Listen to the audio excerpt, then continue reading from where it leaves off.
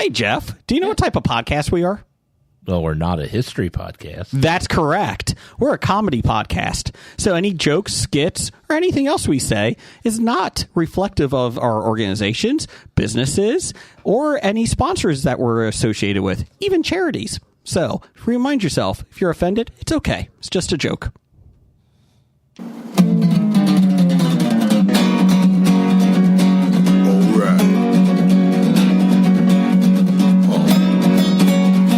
Comic books, movies, growing up with Rokusuki. Superman before Zack Snyder ruined him. Man, that's something. Michael Keaton was the best Batman, while Christian Bale was just deadpan. No one remembers the other ones. Princess Leia in bikinis and Transformer Lamborghinis. Please don't let Shia LaBeouf ever act again. Please, God, no. Remembering tales from the crypt, back when Michael Bay wrote good scripts. He wrote the scripts. All right here is no mystery. It's the history of bad. It's bad. It's the history of bad. So bad. It's the history of bad ideas.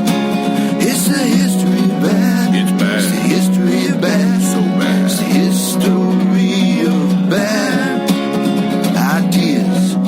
Podcast. Welcome to the History of Bad Ideas, episode 658. I'm Jeff. I'm Brian. And with us again, Jeff Morris.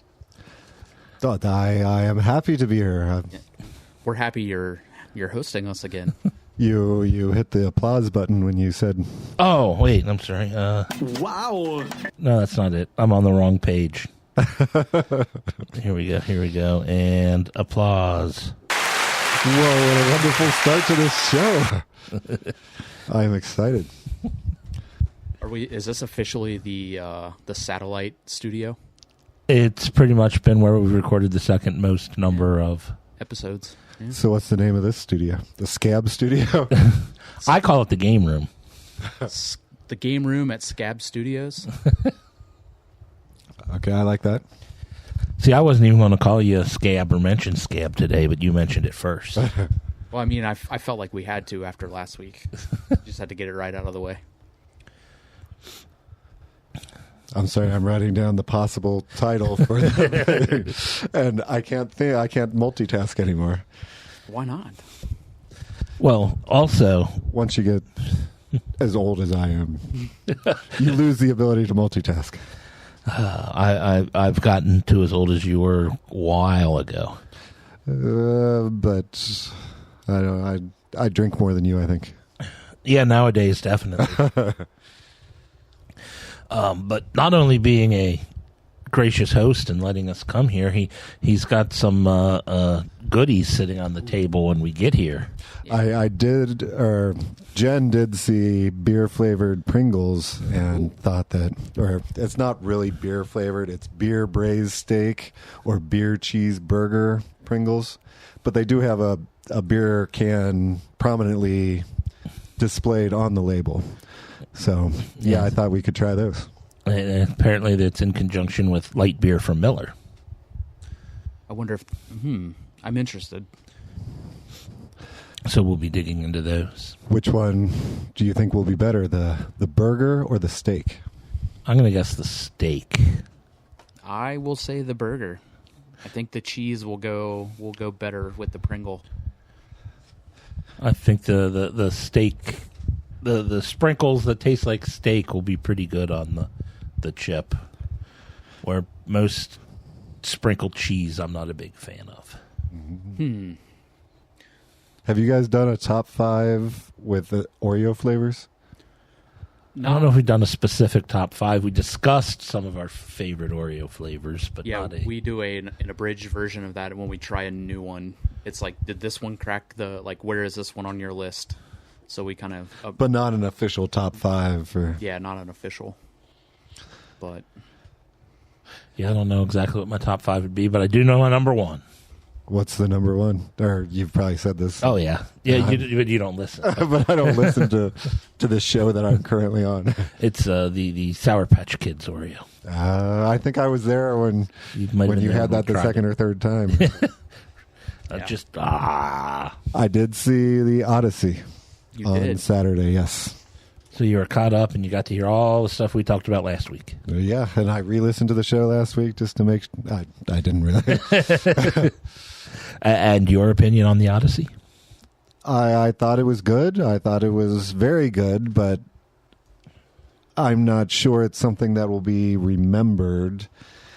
Like if somebody says, "Oh, what's the best Odyssey movie?" I think that everybody now is going to say that, and I can't think of a better Odyssey movie right now. But really, Odyssey movies aren't really the. Yeah, outside of Oh Brother, Where Art Thou, I don't know of any stories based on the Odyssey, and obviously Oh Brother, Where Art Thou is a completely different Right. type of retelling. Right, and it was good. And I feel that the things that I had forgotten or never read and just like read the abridged version or whatever, I think they were. I believed him that they were explained very well in this from the story. But at the same time, I didn't feel that it was groundbreaking in that in 10 years, like, oh, do you remember when the Odyssey came out? Like, I think Titanic had that staying power. And I didn't even like that movie. And I'm not saying that Titanic was a better movie, although it may have been. It's too early to say. La La Land was a better movie, though. That I can say, for sure. Whoa. I cannot. I can't because I still have yet to see La La Land.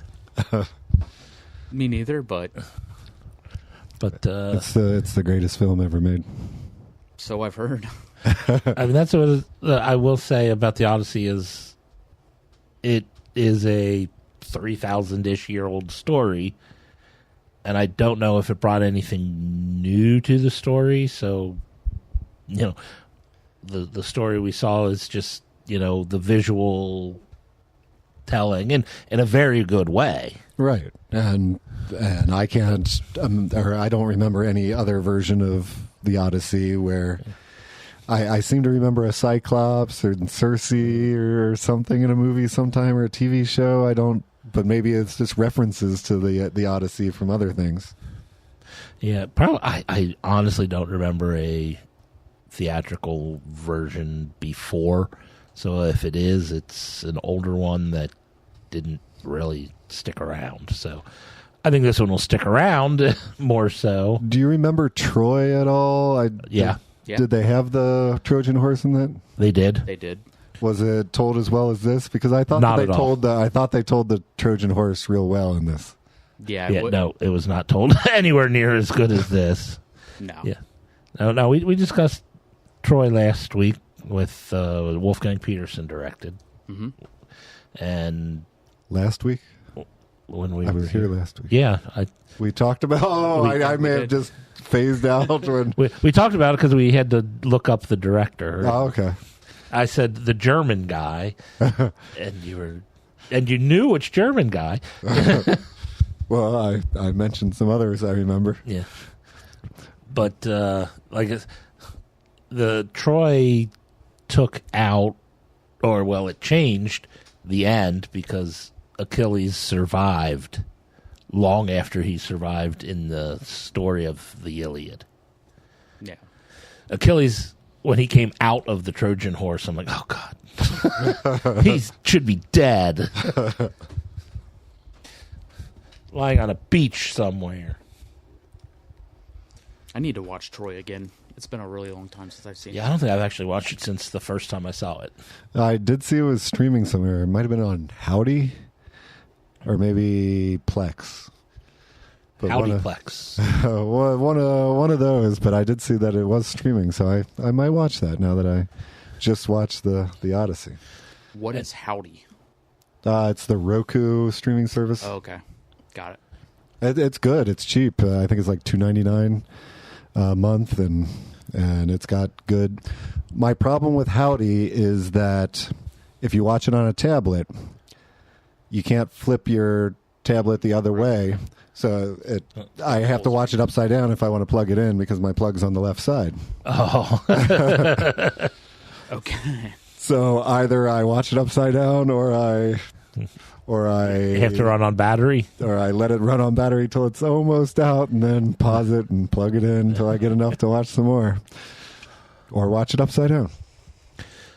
But revisiting the Trojan horse part of the thing, I agree. It's like everybody always imagines like a thing on big wheels where they wheel it in, and this was interesting, watching them have to the horse almost get covered up by the sand on the beach as the tide keeps coming in and out, and them in there for days and talking about peeing and pooping, and yeah. And it's like, oh, that's got to be incredibly uncomfortable. Which I never thought. It's like you think, oh, they hid in there for a couple hours. And it's like, no. that is exactly what I always imagined. Like, oh, they were there. Oh, they saw it. Like in the Monty Python and the Holy Grail. Yeah, the giant rabbit where they wheeled it up. Lancelot Galahad and myself jump out of the rabbit. Like, who?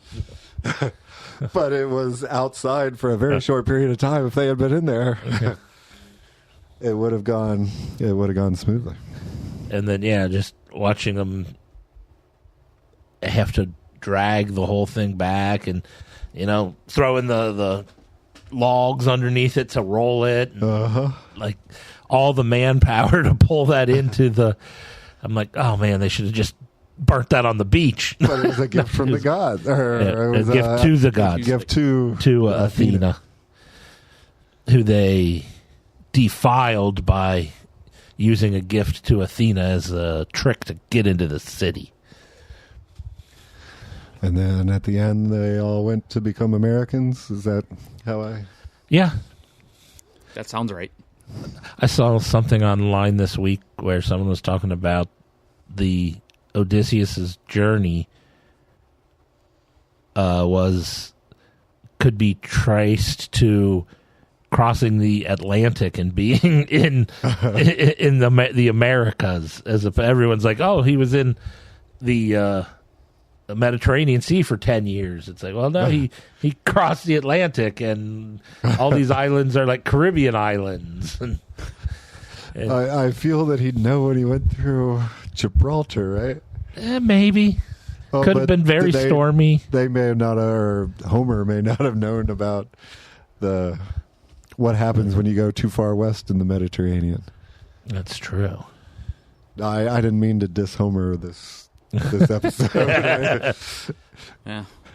He probably doesn't listen There's anyway. doubts as to whether Homer was an actual real person or just a collection of... So I could have insulted a whole bunch of people? You could have insulted... I didn't know there was an insult in there, but yes. Well, didn't know their geography well enough to know if he... Well, he might not have. He was from Greece-ish and probably went to Turkey area, but I don't know if he went as far as Spain. And there was, with the sirens, that could have been through the Strait of Gibraltar. Could have been. Oh, according to the movie. Yeah. I don't know how the Greek translates through. Or, that could have been the, what do you call it, the Scylla and Charybdis, real tight area. The whirlpool and the monster could have been. I could see, the monster being like, I don't know, the Gibraltar apes coming out and eating people. Yeah. Mm-hmm. The Gibraltar apes. So I watched more 1% Club. I'm finally caught up to whatever the season that's out now is. Okay. I still hate Joel McHale. I don't understand how you can continue to watch it if you dislike him as much as you do. I really enjoy the format, and I really like the questions, but the rest of it is just bad. Yeah, I saw this week's episode, the one that was aired this week. I'm halfway through it. I had to stop it before I came here, actually. So, but, yeah. I mean, I don't like his talking to the audience in this. And I like Joel McHale. Yeah. I don't think he's that good in this instance. They need to stop doing singles night. Yeah. They've done They've that, like, done more? Okay. 4 times. They've done that across the 2 seasons. And it's really, really just cringy. So, what's an example of something cringy or what is singles night? I guess is probably what I was trying to ask. Like most of the contestants are all single, so it's so they're trying to hook them up with a random. He's like trying to hook them up. Like he'll pick someone out and he'll ask them a couple questions and he'll be like, does anyone here like strike your interest? And then they'll just like point at someone. Oh my god! Like, this sounds painfully awkward. It's it is terribly awkward. Like, does but he doesn't point out people that he thinks might be of the same attractiveness or anything like that. You both are ugly. Should you get together? Yeah, but like no, it's just like he'll like call on someone and then he'll like ask him a couple like questions and then he'll say like, oh, do you see, point someone out like to me, and then he'll like try to be like, what do you think about her, guy in the cowboy hat? And then it's just painful. And then they're like, oh yeah, like I think we could have fun. And it's like, it's just so awkward. And does it ever happen that it looks like they're actually getting along at the end or anything? According to the newest in season 2, they said that they had a couple that met on the show that are engaged. So there has been at least a love connection brought out of it. The thing that gets me is they've got to record a whole lot more than they show. They have to. And what they show is terrible. Right. I'm afraid of all the stuff that is not aired. Like how painfully awkward those conversations I was thinking that same thing, that Bergazzi game show, Average Joe. I've never seen it. I haven't seen it. But yeah, it was like he had some cringy jokes, and I'm like, everybody's allowed cringy jokes, but if they've cut out everything else and this was the best they could come up with, then we got some trouble here. Yeah. I guess the cringy jokes were the ones that got the most reception, or the other ones just bombed. Well, I think they were cringy because nobody, like everybody in the audience was like, okay. But I don't remember any details about it. I just remember that, like, he's a personable guy, and then sometimes in the show he would make a joke that just wasn't funny, but they kept it in, and I think that's kind of his shtick. And it kind of made the people feel uncomfortable, like the people who he was making the joke about feel uncomfortable, type of thing. Yeah, one of the first one, or like in season 2, one of the first ones they did, like early in the show, he called on like one of the ladies in the audience, and she like picked out, like she mentioned this one guy that she was interested in, and then he was like, yeah, like that sounds cool, whatever, and then like halfway, like I don't know, 30 minutes later into the show, like that guy, like he calls on that guy and he picks out another girl that he wanted to like that he wanted to hook up with or whatever, and I'm like, this is so bad. But you just set him up with her.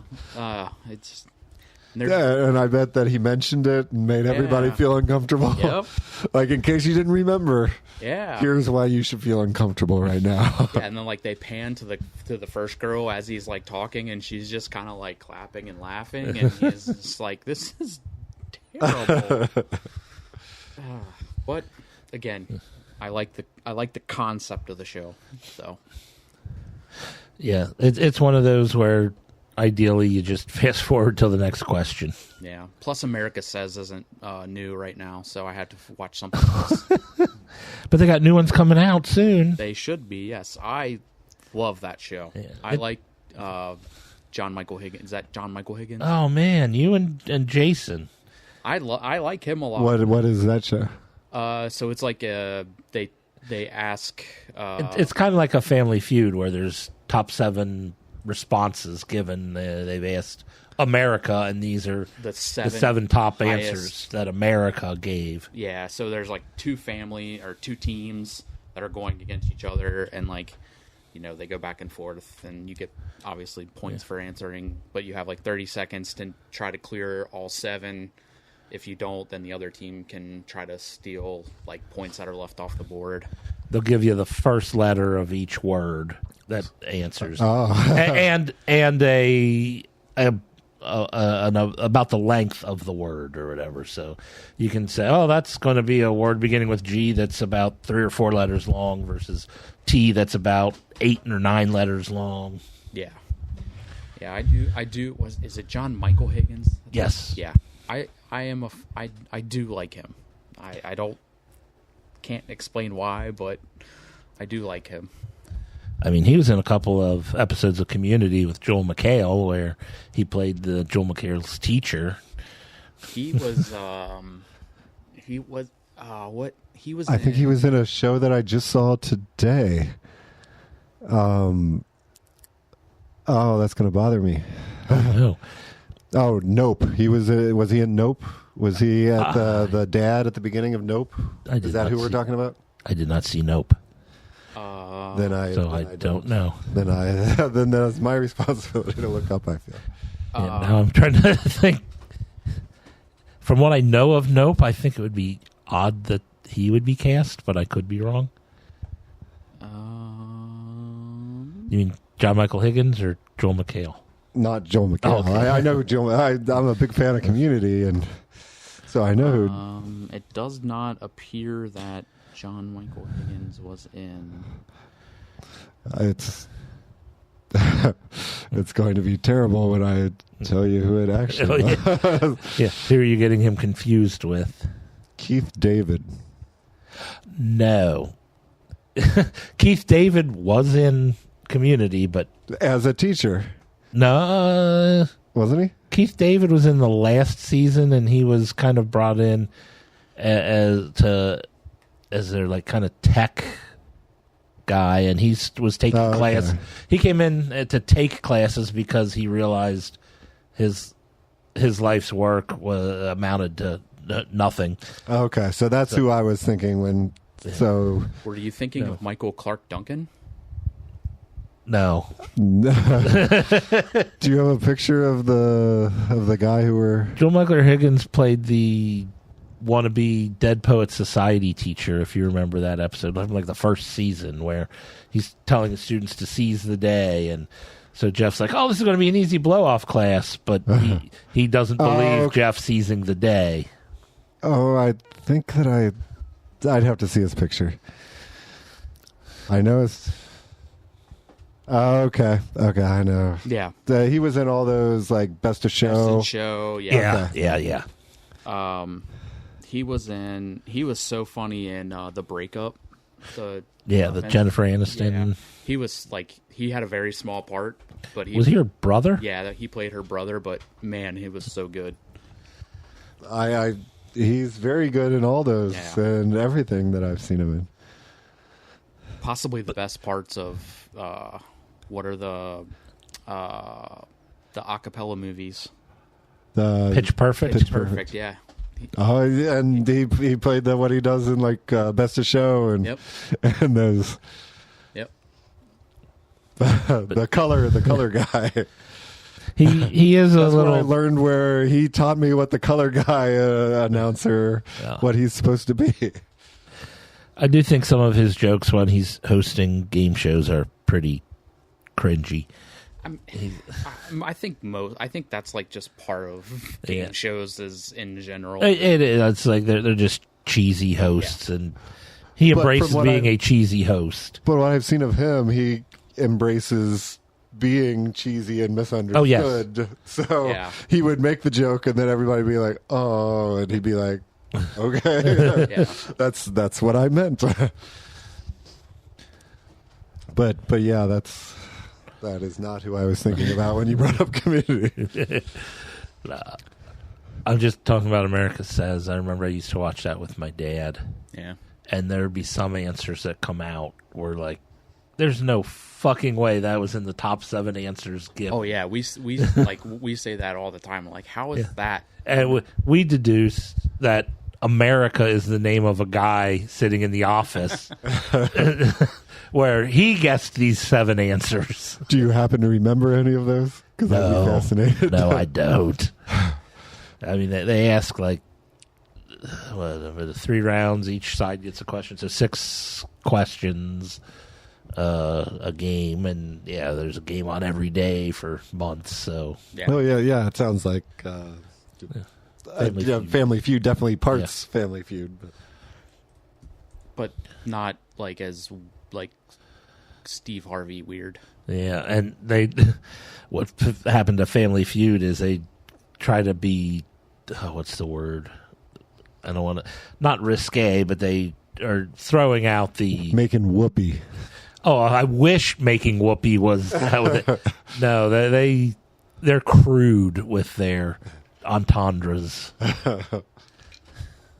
Yeah, it's weird. And like every episode has at least one question that is going that way, if not multiple. I think that America as a whole is less able to get subtle hints and things like that. Yeah, you're probably right. No, because obviously back in the 70s when they first did Family Feud, they weren't as crude or whatnot. Every once in a while, some joke would go through, but I know somebody whose family tried out for Family Feud, and I think they were, going along, and then I guess their mom actually then watched an episode, and she's like, "I am not going to have anything to do with this." With the questions and the way they do it with the current Family Feud, I think she was stuck in the Richard Dawson era, man. And I guess the family just I don't know if they were going to be picked to go farther in the process, but I guess when Mom said no, the rest of the family's just like, okay. I watched Rudy today for the first time in a long time. On purpose? It's not the first time I've seen it. It's got Samwise Gamgee in it. It does. Yes. And Vince Vaughn. No, the other one. Well, Vince Vaughn is in it, but Is he? John Favreau. John Favreau is the They're main both one in of the it. main. Yeah. Who's They're Vince both- Vaughn? I just watched it today. He's he's the quarterback, isn't he? I don't remember. I haven't watched Rudy since, I don't know, 90s. Because John Favreau is like his friend. Well, I remember Swingers. This had to have been before I meant Swingers, like right? in Rudy. Like yeah. No, yeah. I think this predates Swingers. I thought. Yeah, John met. Favreau is his good friend, yeah.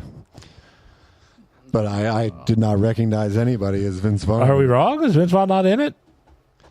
I thought they might have been met on that film, and that's when they got together to make like Swingers or something. I totally believe you that he's in it. He played Jamie O'Hara. There's a guy on the team. I don't even remember. I thought that he was. Yeah. Huh. I thought it was. We'll find out.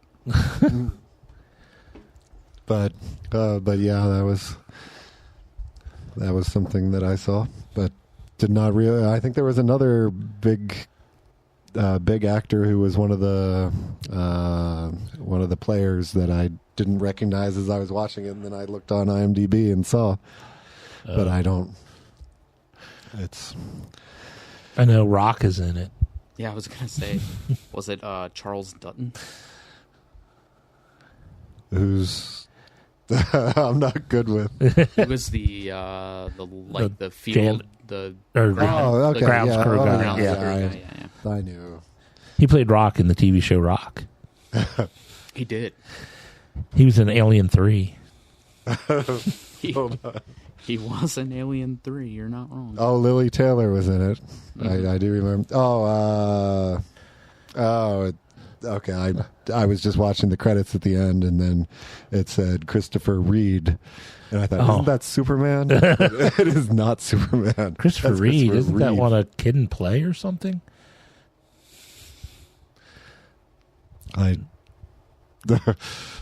Well, that isn't. But that was what I was like. Is that Superman? But but that would have been around. That was the no, this would have been the 80s. That I could probably look up when Rudy came out. 93. What the hell? Yeah. That might have been after Swingers. It might have. Well, maybe. Let's see. Did you? Watch? Yeah, everybody listening, you just get to hear us look up things on the internet. This was 3 years. Rudy was 3 years before Swingers. Okay.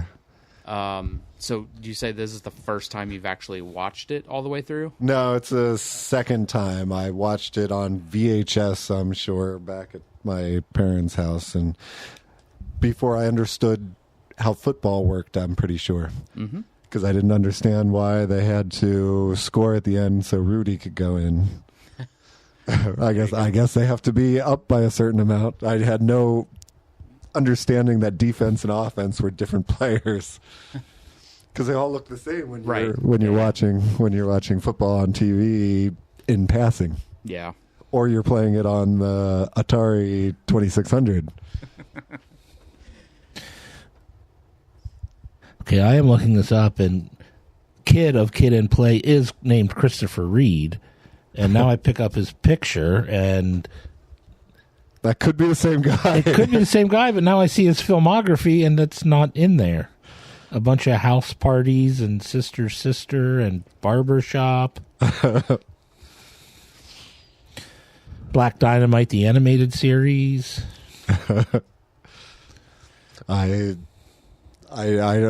He's not Superman. That's all I know.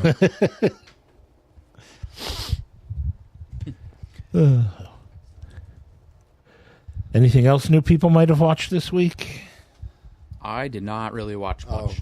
Widow's Bay. I am 4 episodes into it, and I really like the concept that it has going. Is this something I can do spoilers about? It's been out long enough, I would say go ahead. So the first episode, there's a strange fog that's coming in. Was it Jim who had seen the first episode? Yeah. Okay. But there's a strange fog that's coming into town, and the superstitions around town are that the fog turns you into zombies, and then this guy gets sick and dies, who was out in the fog on the boat, and all these things are happening. So the mayor, he just wants his town to become a tourist destination. He has somebody coming in from the New York Times doing a paper on it and everything. So he just wants everything to run smoothly. But by the end of the fog episode, the fog's rolling in at the very end. They're all in a bar and they're going to walk out, and he yells, "No, don't go out." And then the fog just dissipates, and then everybody goes out and everything's fine. So at this point, he looks crazy, and you're thinking, well, is it just the superstitions getting to him, or is this actually happening? And then the second episode is similar, but it's a haunted hotel. And the third episode is they're trying to open up the beaches, so maybe there's something in the water. So it's all these things are happening, and is it actually happening, or is he letting the superstitions get the better of him, which I think is a really good idea. It sounds, like I said, it sounds great, and I've been wanting to watch it. I just haven't. And I'm only 4 episodes in, so it's not. I don't know if it's real or not. Don't know if it sticks the landing. Well, I don't know if what's happening is actually paranormal, or if it's paranoia. It's paranormal or paranoia or superstition. So it's got potential. I'm looking forward to watching more episodes. Now, does it have to fall one way or the other for you to be satisfied? No. I think that at this point, the idea that it's putting in your head is good enough to carry it through the rest of it. No matter how it ends, not no matter how it ends. Well, not no matter, but I mean, it can end well, whether it be paranormal or paranoia. Right. Exactly. That's. And I also watched this week a movie for the Everything I Learned from Movies. Everything I Learned from Movies. But I watched that movie, and I'm looking forward to doing that show with them. I've written 2,000 words on an essay about it so far. But Oh my Lord, you're really getting into this. maybe I can send it to some publications and get it published so I can talk about it during the show. I got this. Oh. I won't let Hobie down. And Steve, if you're listening, Jeff is preparing for this. He is taking this. He's accepted the assignment. Yeah. A lot better than I ever have. I was going to say, Jason doesn't even show up half the time. So I'm like, oh, crap. Jason's the one that told me I needed a 3,000 word essay. I don't need an essay. no, you just need an internet connection. You don't even need to necessarily have watched the movie, but it helps. Yeah, I mean, you could watch Oh, it. that does seem like something Jason would talk about if he hadn't seen the movie. Yeah, you can just watch the movie while you're recording with them. I think I've Jim done did that, or maybe was it? I remember somebody was doing it where the movie was on as we were recording, and then we get to talk about this part, and you're like, "Oh, that's the part I'm watching."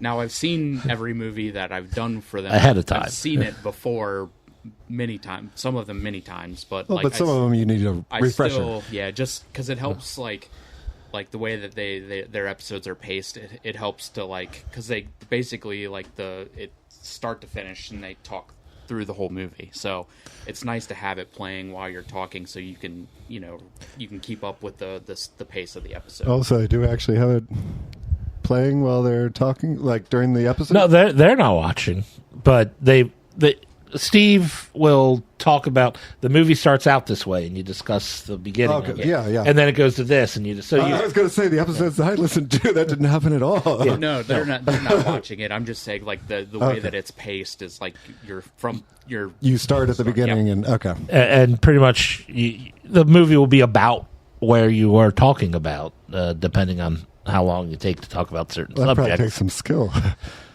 yeah, Okay. for sure. Well, I'm looking forward to it. So now we've got it in your mind that you'll have to start the movie when you start talking about it. No, I remember it clearly. Well, obviously you wrote a 3,000 word essay. I'm not, 2,000 word. I'm not to the 3,000 that Jason said I had to write yet. Which one did you pick again? The rat Rat Scratch Fever. Rat Scratch Fever. Okay. It's a 2011 movie by some B-movie director, and I'm not going to talk about it. I guess I won't talk about it. I don't want to waste my... Save all the good stuff for Steve and Izzy's show. For a different podcast, sure. I'm saving my nuggets of wisdom. So I have something to say. Jeff, did you watch anything else? I've been watching House of the Dragon, and that's pretty much the newest shows I've been watching. I mean, other than game shows, and I'm all caught up on Jeopardy.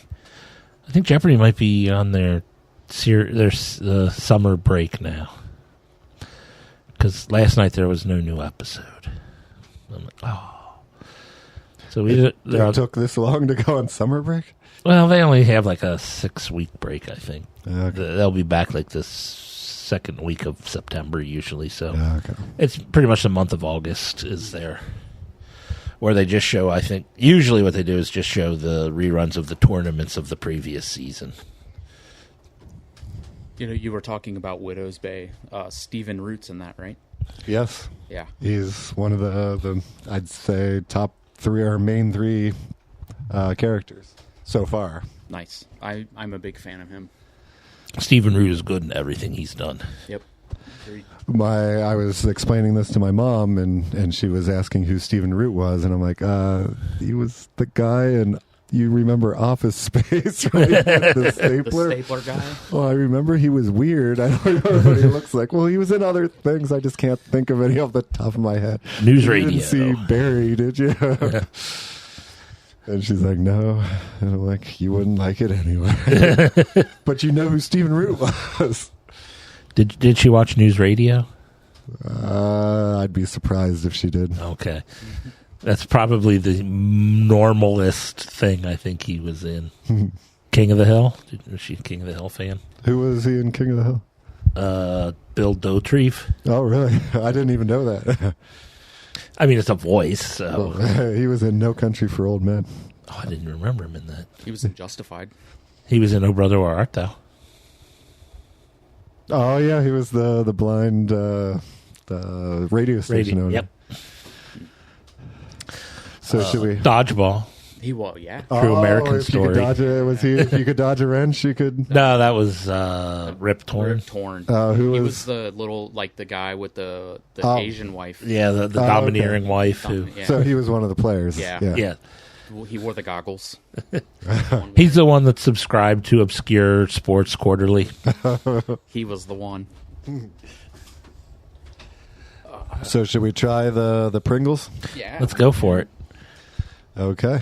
We're going steak first. I should have opened them before I suggested that because I don't have a holder for my microphone.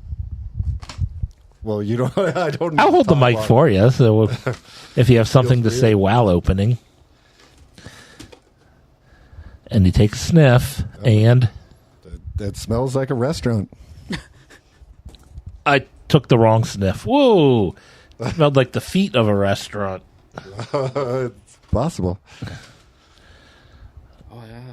Yeah. Well, I didn't take a big sniff.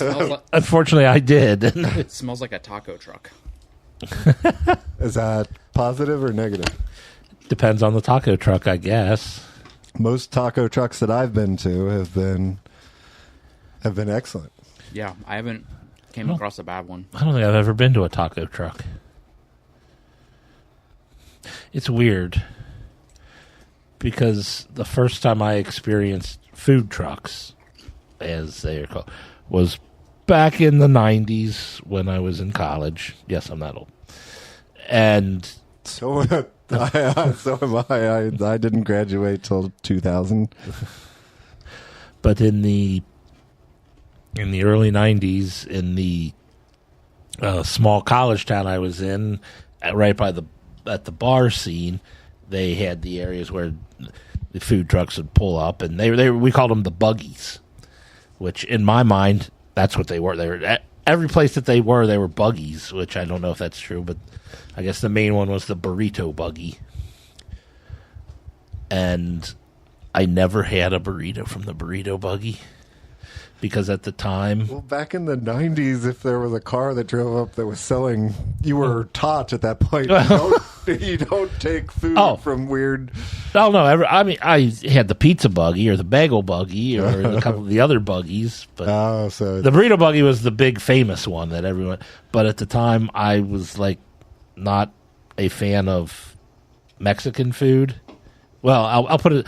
I'm not a fan of refried beans. And in my mind, every Mexican dish had beans on it, so I avoided Mexican food. And they probably didn't wash their beans. They probably... Not properly, anyway. Yeah. I mean, they're in a buggy. So I've grabbed one of each and mixed them up, and I'm going to see if I could tell the difference. That would be interesting. I guess one's probably more cheesy than the other.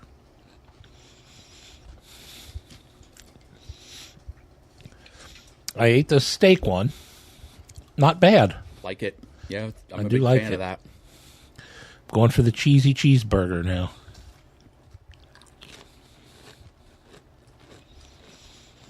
Oh, man, that one guy that doesn't like listening to chewing is going to be pissed. I know. Oh, no, can you hear me? No, it was me. I like them both. I'm not sure I could tell the difference. Like if I gave you two and mixed them up? Probably, but if you want to try it, I'll close my eyes. Okay. But I think I can notice the cheese, and it's not as prominent as I thought it was going to be. But I think I could tell which one was the cheese. For the audience at home, the one on the right is... Well, now you're telling me, so when I open my eyes, I'll know which one it is? I've mixed them up. Okay, I know which one it is. All right. So they're right here. Now we'll try this one first. And they are different. I'm not doing some sort of trick that that makes it. I trust you.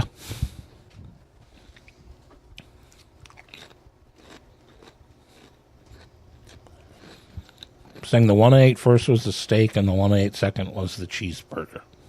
That is correct. Okay. There is a slight different taste. They're similar, but Well, I had tasted them both without knowing without having tried them before, so that's true too. so they tasted similar, and I could not determine if one was a steak and if one was a burger. But I tasted the Miller Lite on both of them. There is definitely a slight cheese taste on the beer cheeseburger. Although, as I said, normally I'm not a big fan of the cheese powder or whatever, but it's subtle enough that Yeah. I think I like the steak one better, but they're both actually pretty good, and that's coming from someone who doesn't usually like these. Nice. Okay. Well, we do have something coming up in September, Jeff. Do you know what that is? I think it's the Cincinnati Comic Expo. Yeah, 25th through the 27th at the First Financial Center. Always forget the new name. Yep, me too. It took me. I was forming it, and then I was like, I don't know the name of it. Don't say Duke, and then there it is. So it's back downtown Cincinnati now? Back downtown now that the convention center has been remodeled. That should be spectacular then. Yeah, looking forward to it. I still have yet to be in it. The new remodel, although from what I hear, most people say it just looks like outside cosmetic stuff. The inside still feels the same. But I will let them know. And there's no reason that it shouldn't. I mean, it is a convention center. There's not a whole lot of room and carpets. Just announced today, Summer Glau. Summer Glau's back. She is back. Yeah, I think she was at the first one I ever went to, and then that was probably been about 8-9 years ago. Yeah, Summer Glau's great. Oh, that's now 2 people from Firefly. Yeah, With I'm Gina Torres. sensing a theme. See if they can get more. Yeah. Maybe I'll be bold enough to ask Summer Glau a question this time. I think you should. I remember I was with Doug in the Summer Glau panel the last time, and I just couldn't ask the question because the question was going to be about the cape. And I'm like, nobody here cares about the cape. Just me. I feel that many would have cared about the cape. They would have been like, ooh, what a insightful and unusual question. I mean, 6 seasons in a movie. That's right. Like when Jen went and met Charisma Carpenter, I think that was at the... Yes. But she went to Charisma Carpenter and she had a card from the legendary Buffy set, and Charisma Carpenter was like, I have never seen this before in my entire life. So That's cool. that was very cool for her. And now that I say that, I could have that mixed up because she did go to... No, I think it was Charisma. different. It was the... she has a card in Smash Up. Oh, I forget her name. She used to do the board game. Felicia Day. Felicia Day, who also had a Buffy card who she had never seen. I had the card from Smash Up signed by Felicia Day and Will Wheaton. So I think Charisma Carpenter was at an Indianapolis one that she went to. So, Will sorry, Wheaton. it's the only 2 autographs I ever got from celebrities, and it's probably the only 2 I really. It's like when I heard Will Wheaton was coming, I'm like, I should get him because I really loved his tabletop board game show, and they made the cards for Smash Up for that, and I'm like, should get him to sign that. That's about the only thing I ever really. And then 2 years later, Felicia Day came. I'm like, now I got to get the matching set. I wish he hadn't stopped making that board game show. That was good. Oh, it was good. Unfortunately, that way business gets in the way of things. I know it was on Geek and Sundry, which was created by Felicia Day, but then she ended up selling. So then it was bought by some corporation who pretty much made it a miserable thing to make the shows, and so I guess Will just got out when it just became no fun anymore. No, that makes sense. You know what's not fun anymore? Listener feedback. Oh, no. Because Jason's not here. I can't make fun of him. Well, we can. It just won't hit as I'm hard. just kidding. It's fun. Listener feedback sponsored by Hello Jeff. Jeff, what's in the box this week? Apparently, we're getting Pringles that taste like burgers and steaks. I love it. I mean, I think that's why they're here, right? These are Yeah. like a test thing to see if we wanted to go with that. Mm-hmm. So, yeah. And I guess all the accoutrements that go with burgers and steaks. Like maybe real burgers and steaks. Maybe some French fries. Maybe some leftover Buc-ee's or beaver nuggets. Those are the packing peanuts. Yeah, that's what we throw in there to make sure I see. nothing gets damaged. It's good because you can eat your packaging. That's I like this. You got to eat your packaging before. I like this Jeff guy. If you don't eat your packaging, you can't have any of your pudding. Yeah, there you Can't have any Peeps. go. Yeah, there you go. How can you have any Peeps if you don't eat the packaging? I mean, they probably taste very similar. A lot of times the Peeps are the packaging, but Right. hey, that's how that goes. All right. Listener feedback. We start off every single episode with the same person. Ape hands, Chili Billy, 7, the Jewel of the Licking, the screwdriver, the Hammer, 2 sheds, Sunny D, Fat Shady, Anal Plum, the priority mail. I keep forgetting that one. Kurt Rambo Expert, 10 minutes late for my wedding.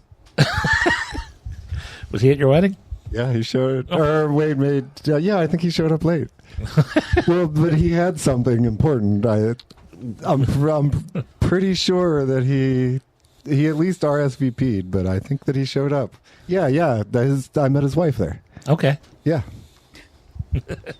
He definitely showed up, but it was late. so we can add attendee to Scab's wedding. To his Now name. we'll just have to get Doug's rebuttal as to what was up with that. Well, it was a day that he was actually working, and he had something like it was Well, a he does- legitimate excuse that he had. He will sometimes have to work. So but me at the wedding, like, oh, let's hold off. Doug will be here. Yeah, no, it's just Doug. oh, Doug. Yeah, Doug. Oh, okay. What's Doug asking? Doug says Roddy Piper or Chris Jericho. Who would make the better car salesman? Oh wow! For the first when I read this in the outline before, I read it as Chris Benoit, and I'm like, he would be a terrible car salesman. I don't get this question, but now I'm reading Chris Jericho. I'm like, oh, wrong Chris. Definitely a difference in those two. Yes, no, Chris Jericho would make a great car salesman. Yeah, I don't think that Roddy would be that great of a car salesman. Roddy will have the enthusiasm, but I'm not sure he would be able to sell you on it. Yeah, he's gonna sell you by like he's just gonna make you buy the Yeah, car. he's going to threaten you or make you feel uncomfortable until you buy the car from him. Right. Where Jericho would be the one who could, catch up popsicle to a woman in white gloves, I think. Yeah. I'm not sure who these people are. They're wrestlers. and I figured. and actors, actors. they've both been in movies too. And Chris Jericho's a musician. You might have seen that Roddy Piper movie, They Live. It has Keith David in it. Oh, I remember They Live. He was the star of They Live. I don't remember that. Was he the one with the weird glasses and the... He wore the hat? glasses that would let you see that they were aliens. Is that the bubblegum movie? Yes. Yeah. Kick ass and chew bubble gum. I'm here to kick ass and chew bubblegum, and I'm all out of bubblegum. Yep. Okay. Well, I understand that he exists, and I've probably seen him in places. He did exist, but he no longer exists. Oh, that just brought everything down. Yes. So there you go, Doug. Hopefully that answers that question for you. Next up from Helen at Sweet Helenade. I like the name. Yeah. Helen says, it is insane that Modern Family was on for over a decade, was so huge at its time, and had zero cultural impact. No quotes turned shorthand, no staying power. Your thoughts? Any other popular show in the last 10 years that has no staying power that surprises you? I hadn't thought of it, but reading this, I was like, that's very strange because Modern Family was huge. It was huge, and it was on, and I can't remember a single meme. yeah, now you mention, I'm thinking there's got to be some Cameron memes, but nothing coming off the top of my head. Like, the only shtick thing that I actually remember was philosophy. Yeah. When Phil wrote his book of philosophical tidbits. But there's not even, like, I watched the entire series. I enjoyed it. I couldn't tell you what happened in any specific episode. Is that the problem, that that they just made it enjoyable in the moment? And I don't know. Well, I mean, ideally, like, that's what a television show is trying to do. Is, you know, ideally, you're not like, oh, I'm doing this to go down in history. You're just making what will be appealing at the time. And if it happens to strike a chord for the future, then that's great. But it's not like an Office or a Friends or a Parks and Rec or. It's just I watch some people, a couple different reaction channels on YouTube. And one of them I watch, it's like British guys react to like these American shows, and they were doing Modern Family. And I think I stopped watching their reactions about season 2 or 3 because I'm like, there's nothing.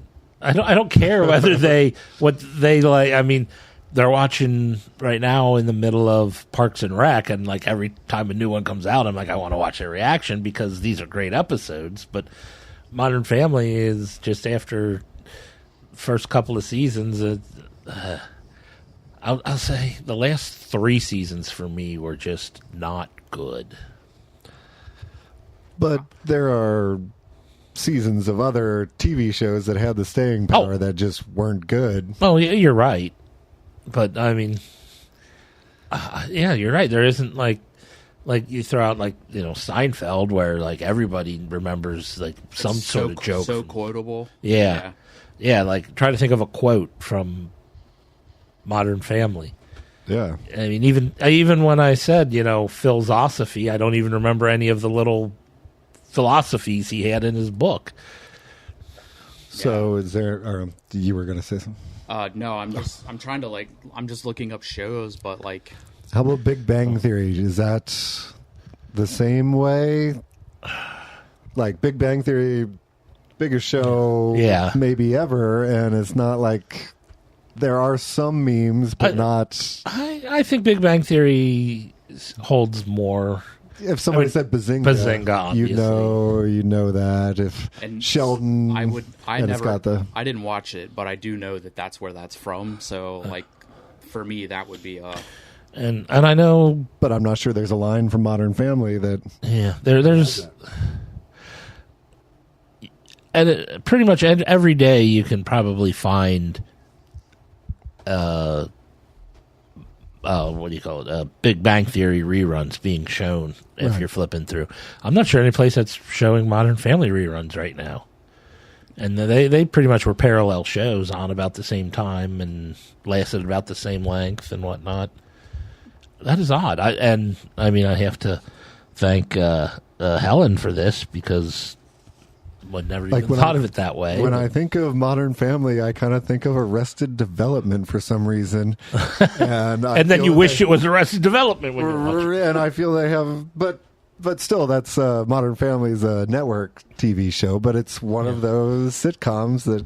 I think another thing though, like with this, is like anymore, like shows don't get 10 seasons, like they get 3, 4 if they're lucky, depending on what platform you're on. Yeah. So like they're not as, like they don't have as big of a, a chunk of time to get to that.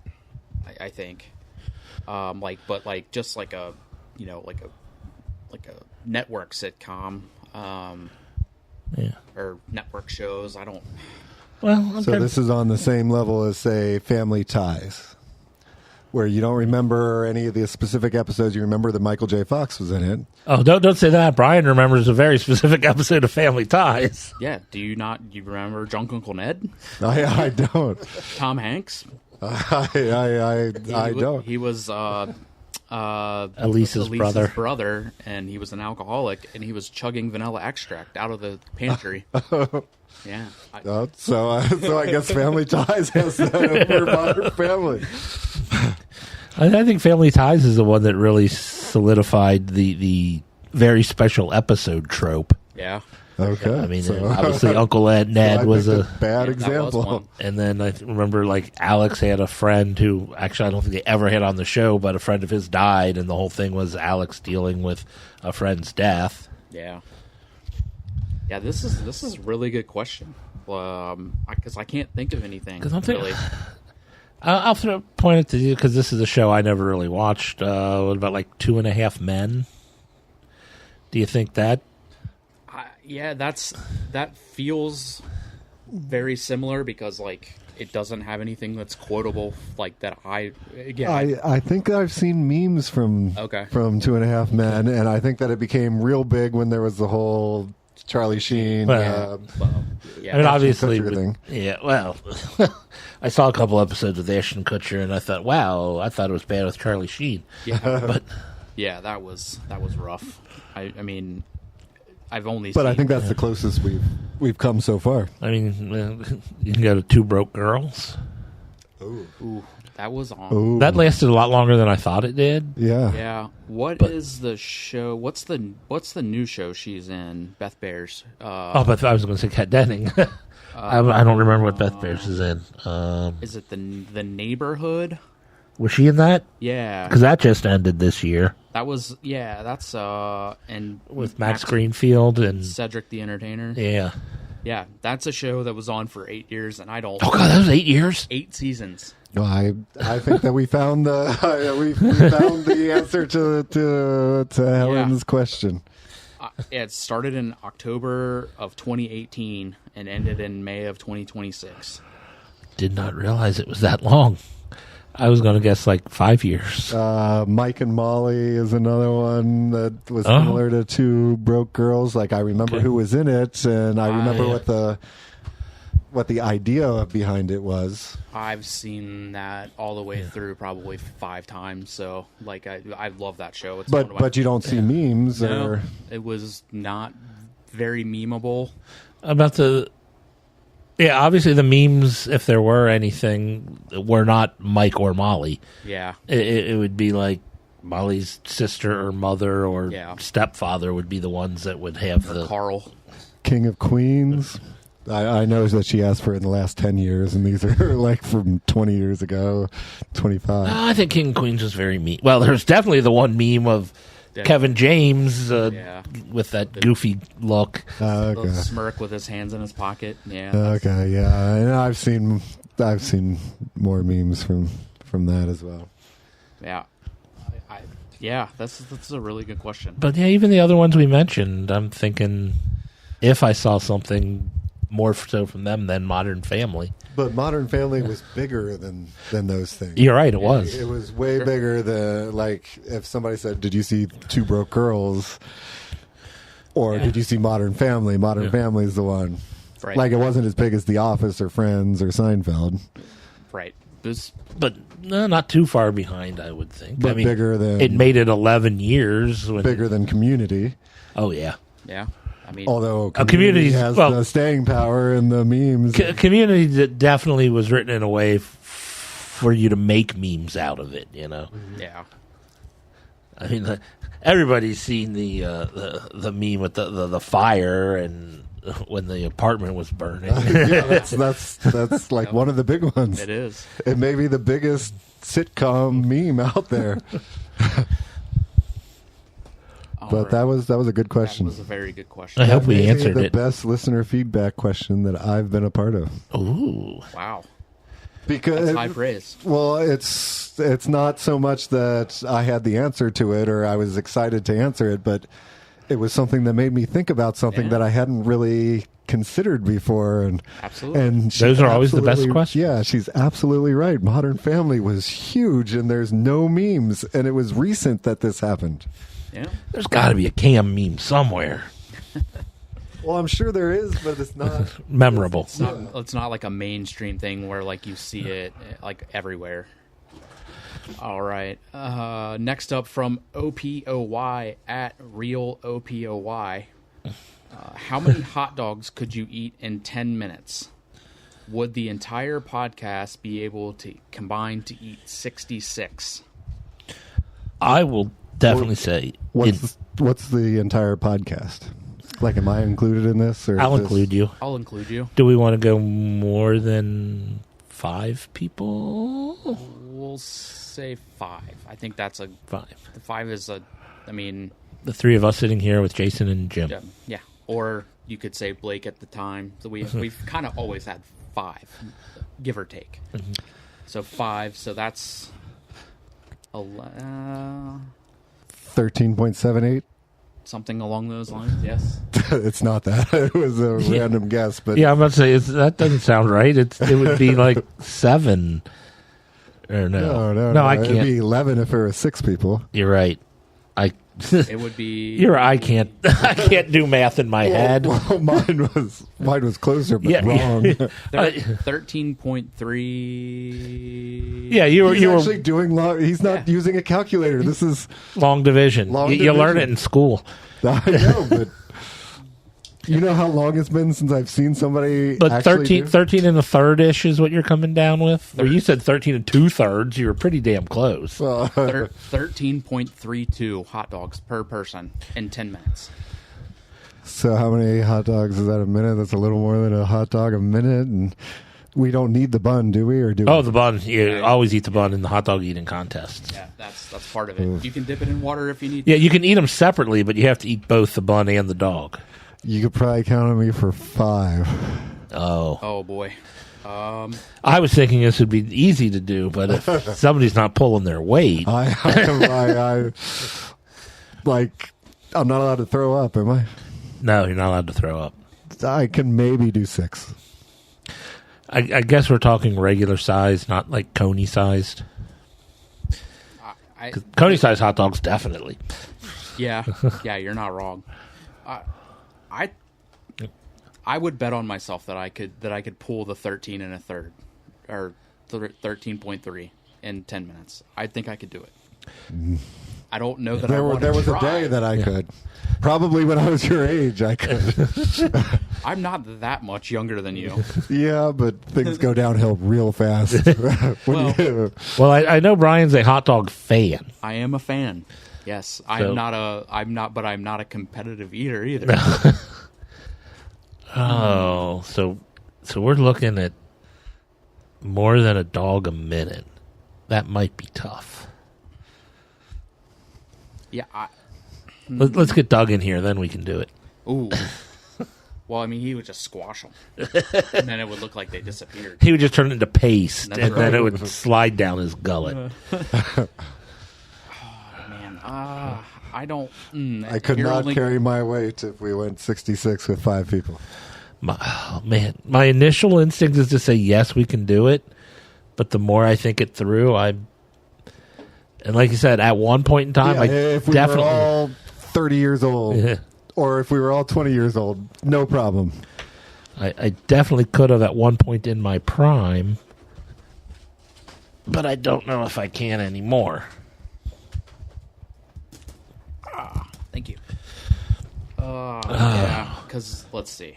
If we're subtracting, And that's the thing, is I'm not a hot dog guy. I can eat a dog or two, but I'm thinking 7 would be the most I could do without throwing up, and then it would be right there on. If there were no buns, then I could do the 13 and a third. there are definitely buns. And I'm going in my mind, it's like, okay, like the other day we grilled out and we had like brats and mats. And I'm like, okay, those are bigger than hot dogs. Right. A hot dog is about a half the size of those. So, And we're going to go into it hungry. Oh, yeah. oh yeah. All right, so if Jeff is only eating 6, that puts the rest of us at 15.15 to get to 66. Well, 60 divided by 4 is just 15. So, let's see. So if Jeff does 6, we would all have to do 15 each. And I don't think I could do 15 in 10 minutes. That would be tough. Everybody's just looking at me so accusingly right now. That's because we're angry. You're not picking up. this. And we'd have to do like 1.5 dogs every minute. Yeah, that... I don't know. That's pretty much what you have to do without my lacking. It would be like 1 1/3 dogs without your lacking. So Yeah. that's what's putting us over the edge here. That extra third of a dog. Isn't 66 what the champions actually eat? Just one person in 10 minutes? Yeah, I don't Yeah, that's about what Joey Chestnut does. Yeah, I don't... I mean, we're taking. Well, he had to have come up with that number from somewhere. So Oh, I mean, that's even a low. I mean, the record is, I think, in the 70s. It might even really? got into the 80s, but Yeah, that's... I'm assuming 10 minutes is the time they give. I don't really yeah, watch. I don't either. But I mean, 66 has won it at some point. It might have been the winning score this year, but I think they got into the 70s. Yeah. I think we could make a compelling case that we could get it, but I don't know that we could. I would have to do some training. Yeah. I would have to go many days without eating. So that's the problem, is I couldn't do that, because if you go without eating, then when you get real hungry, it doesn't take a whole lot to fill you up. Yeah. Oh, so my even my plan is bad. I would still have to keep get used to eating a whole bunch all at once. And What was the thing I don't know, there was some like ESPN thing on Joey Chestnut where he said like for training he like drinks milk, like a gallon of milk or something, and like, that would kill you. like milk is supposedly like helps expand your stomach lining, like, so you can fit more in your stomach. It's a possibility. So that's your training, is just drinking a bunch of milk. Apparently. Yeah. Well, that's the thing, is obviously they almost every one of them, if not all of them, will soak their buns in water because it just goes down quicker. But I don't want to eat without enjoying what I'm eating. Yeah, Well, but what if there was a prize of? I don't know what the prize at the $1 million? a floppy. Oh, I would not do it for a floppy. We put a I floppy could do up, though. 13 1/3. Somebody wants one really Okay, bad. this year at the floppies, if I could do 13 1/3 hot dogs in 10 minutes, You will wait off. Okay. do I get a floppy I without throwing up? Yeah, you can't throw. Yeah, definitely throwing up would disqualify. I think we would have to run that by. I don't know if I can feel comfortable. Run it by legal. Run it by legal. Oh man. I don't want to get sued when you get you burst your stomach and have to go to the emergency room. Here, sign this waiver. Waivers are always good. They hold up in court. It's nice to finally get a decent question from real OPOY. Or is it a real question or a decent question or just one we spent enough time on? Well, there's that. Next up from Marty Caveman at Marty Likes Dinosaurs 20. Can't believe there's 19 other Martys that like dinosaurs. At least. There might be some after him. Marty says, if you could erase one movie from existence, which would it be? I would erase Con Air. Whoa.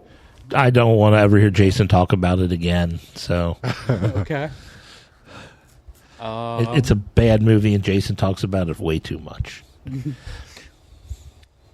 I saw the question and I thought about it, and I don't want to erase any movies from existence, even really bad ones.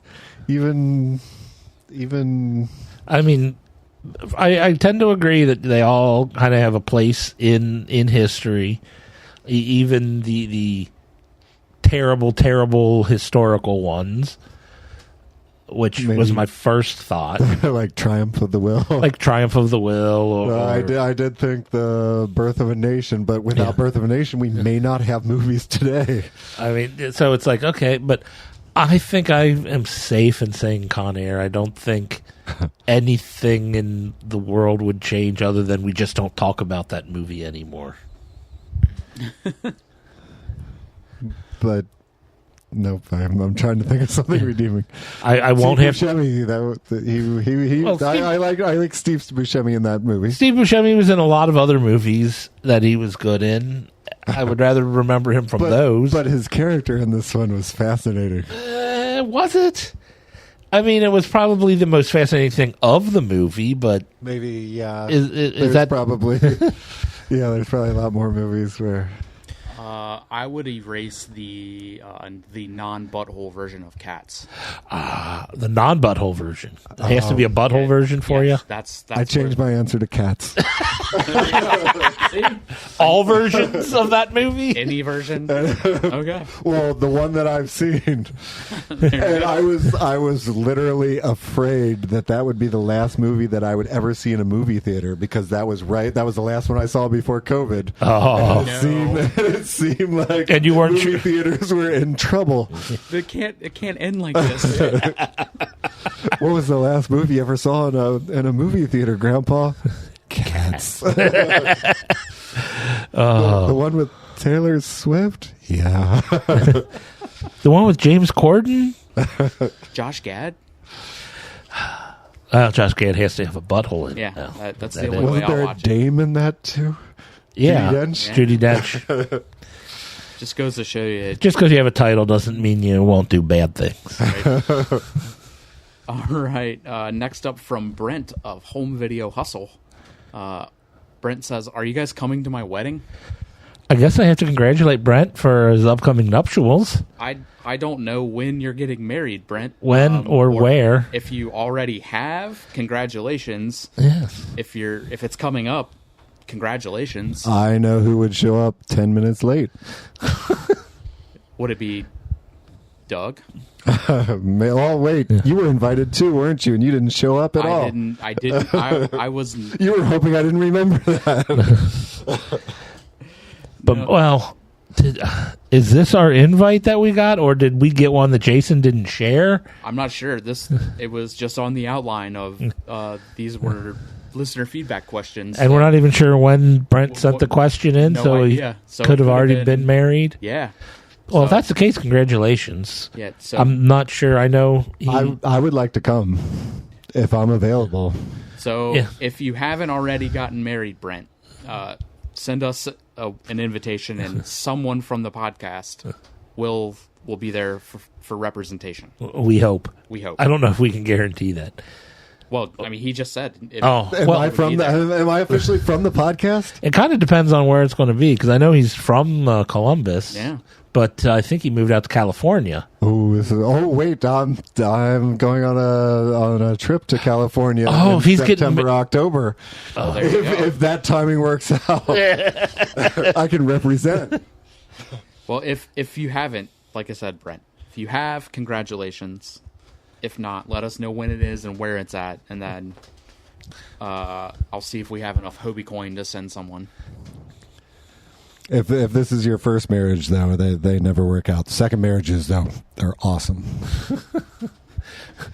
I think Brian wants to disagree with you. I mean, the only one I've had is working out. So oh, you should try the second one. It's pretty good. I'm good. I don't have it. I can't do it. Well, the next question is, how many engagements do you need before the first wedding anyway? Oh, the first wedding was my third engagement. So I've been present for how many proposals? It'd be 1, 2, 3, 4. 4 of your own. 4 of my own, and yep, I think just 4. I've been present for 4 proposals. Wow, that's really unusual. Oh, they were all mine. I didn't know if maybe you might have had a friend or something who had other people involved in a proposal, and you were going to say there was a 5th one. But no, someone could show up to take the picture of my proposal. And I've been to Niagara Falls, which seems like a place where somebody could propose. Oh no, it's more of a honeymoon thing, not a proposal thing. Have you been to like a ball game where they proposed on the Jumbotron? I have not. I've seen it on movies and stuff. Oh, those have got to be the worst proposals ever. Big public spectacles. That reminds me of the Impractical Jokers where the guy hid the punishment. They didn't tell him what it was. They just told him, whatever is asked, say no. And then they put him on the pitching mound of a minor league ballpark in the 7th inning stretch. And the girl came out and asked him to marry her. and he had to say no. And it's the only thing he could say was no. And the crowd is booing him. That's awesome. Was it like somebody who he had been dating for a while? No, like his girlfriend. No, they got an actress. Actress. Just to make it so awkward that everyone thinks it's actually happening. And no. How can you do this? Don't you love me? No. All right, wrapping up listener feedback from Professor Number 1 at Dr. Number 1. Wait! Before we do this has been a pretty good listener feedback so far, in my opinion.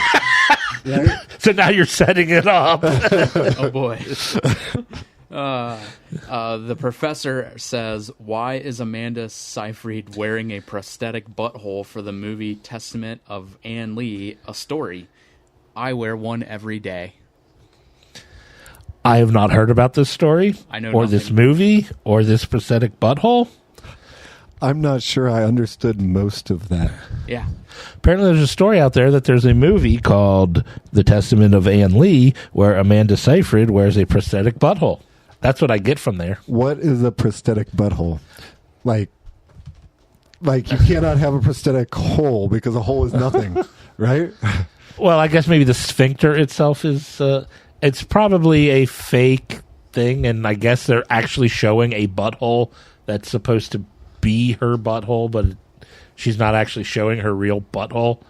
That is what I'm assuming reading this question. And we're closer to... Okay. I'm wrecking my my algorithms searching this, so... The things I do for this podcast. Oh, don't ever do that for Dr. Number 1. It's not worth it. That's not Dr. No, that's Professor Number Professor Number 1 at Dr. Number 1. The first article. Amanda Seyfried's prosthetic butthole isn't a joke. Costuming nudity is important for actors. I understand that. I just... Look, we don't understand what a prosthetic butthole is. I'm trying to figure out what in the story makes you want to have to see the butthole. This movie needed to be graphic, so I wore a prosthetic butthole. It was cool. It was exciting. I was pregnant and naked, but I wasn't naked at all. And at the end of the movie, I was standing in front of a burning building with just a merkin. I felt so free. Pregnant in real life or pregnant in the movie? I'm not sure. It doesn't say. Let's see. Yeah, so apparently this is like part of like the intimacy coordinators that are on set. I understand that. But they're also framing that under like if there are nudity scenes, costume designing for nudity apparently is a... I fully understand all of it. What I'm having a hard time figuring out is why are we seeing a butthole? Why is that important to the story? Yes. Well, I don't understand how a hole could be prosthetic because a hole is negative space. Oh, I think they're like talking about the actual anus, the sphincter, the muscle, like the cat's eye. And she was just talking about wearing it, and people like, if I were standing naked, you could not see my butthole. Exactly. That's what I like. there would have to be spreading involved. So the Testament of Anne Lee covers the life of the founder of the Shaker faith over 3 decades and shows how she used her religious faith to process the pain and grief of physical tribulations, sexual abuse, and the loss of her children to inspire others. That got dark real quick. Yeah, well, I don't know how much I trust the Shaker religion, so. Let's see. Although they make great cabinets, I hear. Towards the end of the film, spoilers apparently, for anyone. I don't know if this movie's out. I've never heard of it. Yeah, let's spoil it. Local thugs who do not want the Shakers to establish a church near their village attack Lee and her fellow worshippers at night and burn down their church. Then they strip Lee and beat and humiliate her, accusing her of being a man and of being a witch. Her naked body is on display in front of the burning church during the brutal scene. This is the scene where Seyfried wore a merkin and the prosthetic butthole, likely a modesty sticker or a strapless skin tone thong with the merkin on the front that covered the vulva, perineum, and anus. The public wig is seen, but the fake anus is not. But wearing them meant Seyfried could focus on the intensity of her acting and fully embody Lee in the scene without worrying about her own dignity. Just in case there was a butthole slip, it wasn't going to be her actual butthole. The modesty garments also gave Seyfried a body she could take off, leaving any potential for personal trauma, embarrassment, or pain from playing that character behind her. No, I fully support, having, that, the intimacy coordinators and doing that stuff for it's just specifically making a butthole. Just in case. I mean, Well, you would think you would just have nothing, yeah, well, you don't want to create a, I saw your butthole, moment. But I mean nothing. I mean, it's like, I saw the pink covering where your butthole would be, or... But there's also, programs that, film, they can digitally just, That's true. retouch that, right? You would think. But, I don't know. Maybe that costs more than a prosthetic butthole. I mean, if you're actually showing the butthole, then yes, I guess having a prosthetic butthole. I'm just having a hard time figuring why a butthole is going to be on... I mean, we're not talking cats here. We have been talking a lot about buttholes this episode. Yeah, we have. I'm not going to call it the butthole episode as a title, but people might avoid it then. But people would understand if they had listened to it what the title was referring to. Are we skipping over this day in history since Jim's not here, or does someone have it available? I can have it available very quickly. Oh wait, no, I can't do. I mean, we can jump to the news of the geek while you pull it up if you want, or. All right. Today in history, in 1948, the Battle of the London Airport kicked off.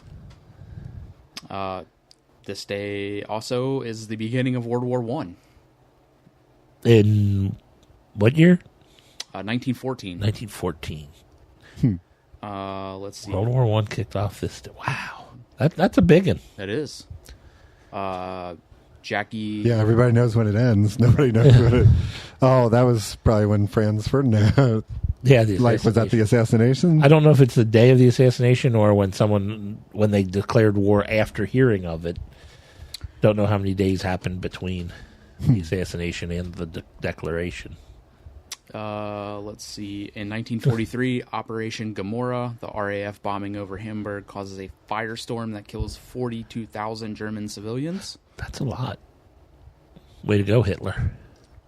Let's see. 2005, the Provisional Irish Republican Army calls an end to its 30-year-long armed campaign in Northern Ireland. What year was that?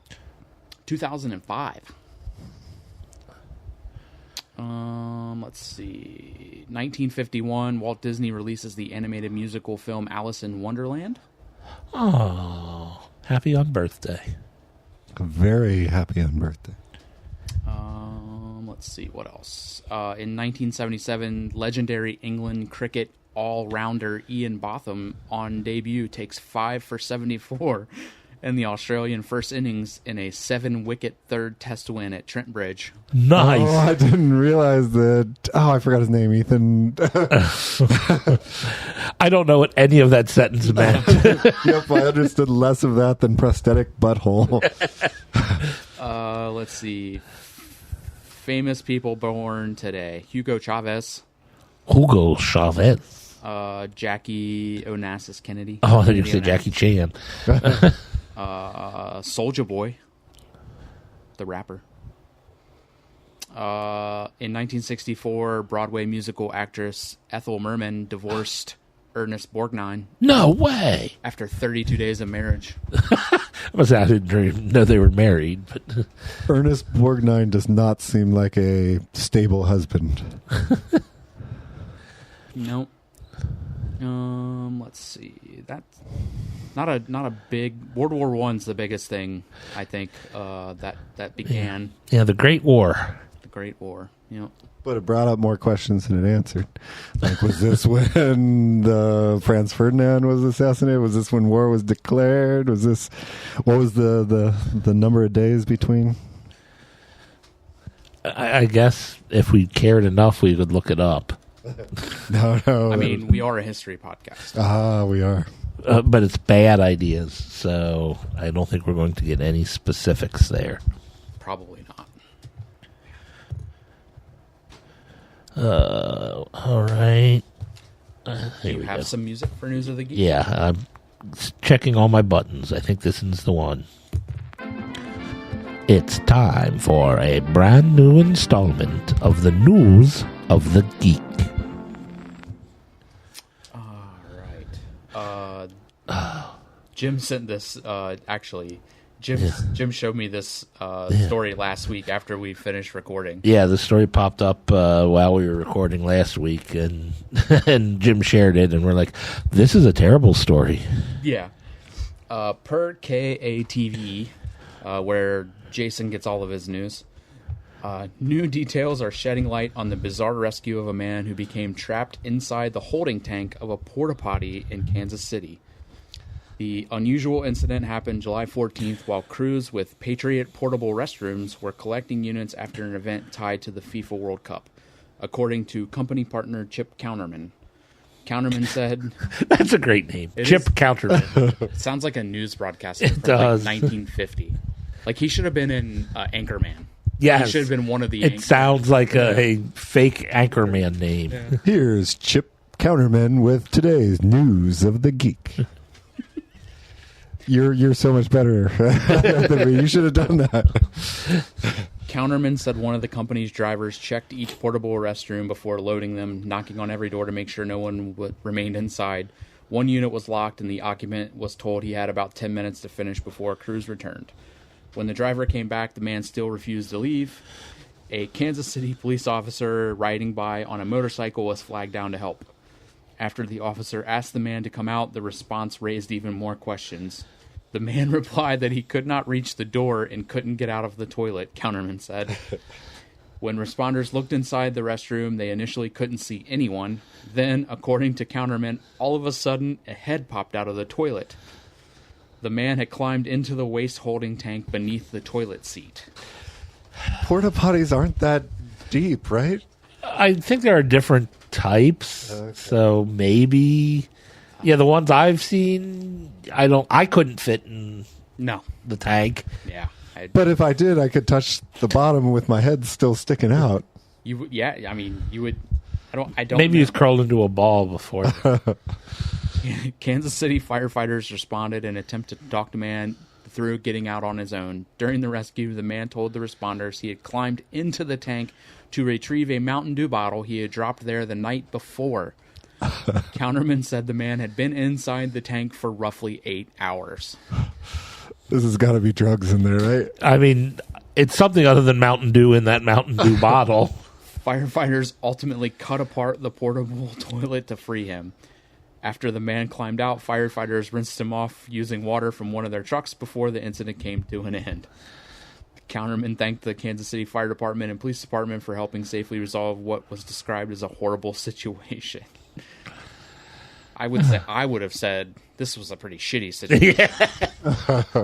But Chip's got a he's a company man and a counterman. Authorities have not publicly identified the man or said whether or not he suffered any injuries. I don't think embarrassment is an injury that they. But if you had the slightest cut, ew. just the slightest cut. No, it said they washed him off with, I guess, the hoses they had. Did they have like Dawn or something? Yeah, right. I mean, water alone is not going to clean that. Oh, it'll get you good enough to go home and throw away all your clothes in the shower. But again, if you have a cut or a hangnail. Oh, God. I don't. Yeah, there has to be more to this. And he was in there for 8 hours, so he probably added some himself. Ugh. Right? Well, I didn't think of that, but He's like, I'm already in here. I can't get out. I mean, I would have to use the bathroom at least once in 8 hours, whether it's be 1 or 2. I would have to at least evacuate something in that time frame, I would think. Yeah, I mean, unless maybe he went before he climbed down. So he climbed down. But regardless, he's still in. maybe that was his thought is like, if I put mine on top and then I get in, I'm safe. I'm safe because my own. Yeah. I really hope not, but I feel that this story brought up more questions that I want the answers to than like what was in the Mountain Dew bottle. Well, that's the biggest question. It also I didn't realize were in the Mountain Dew bottle.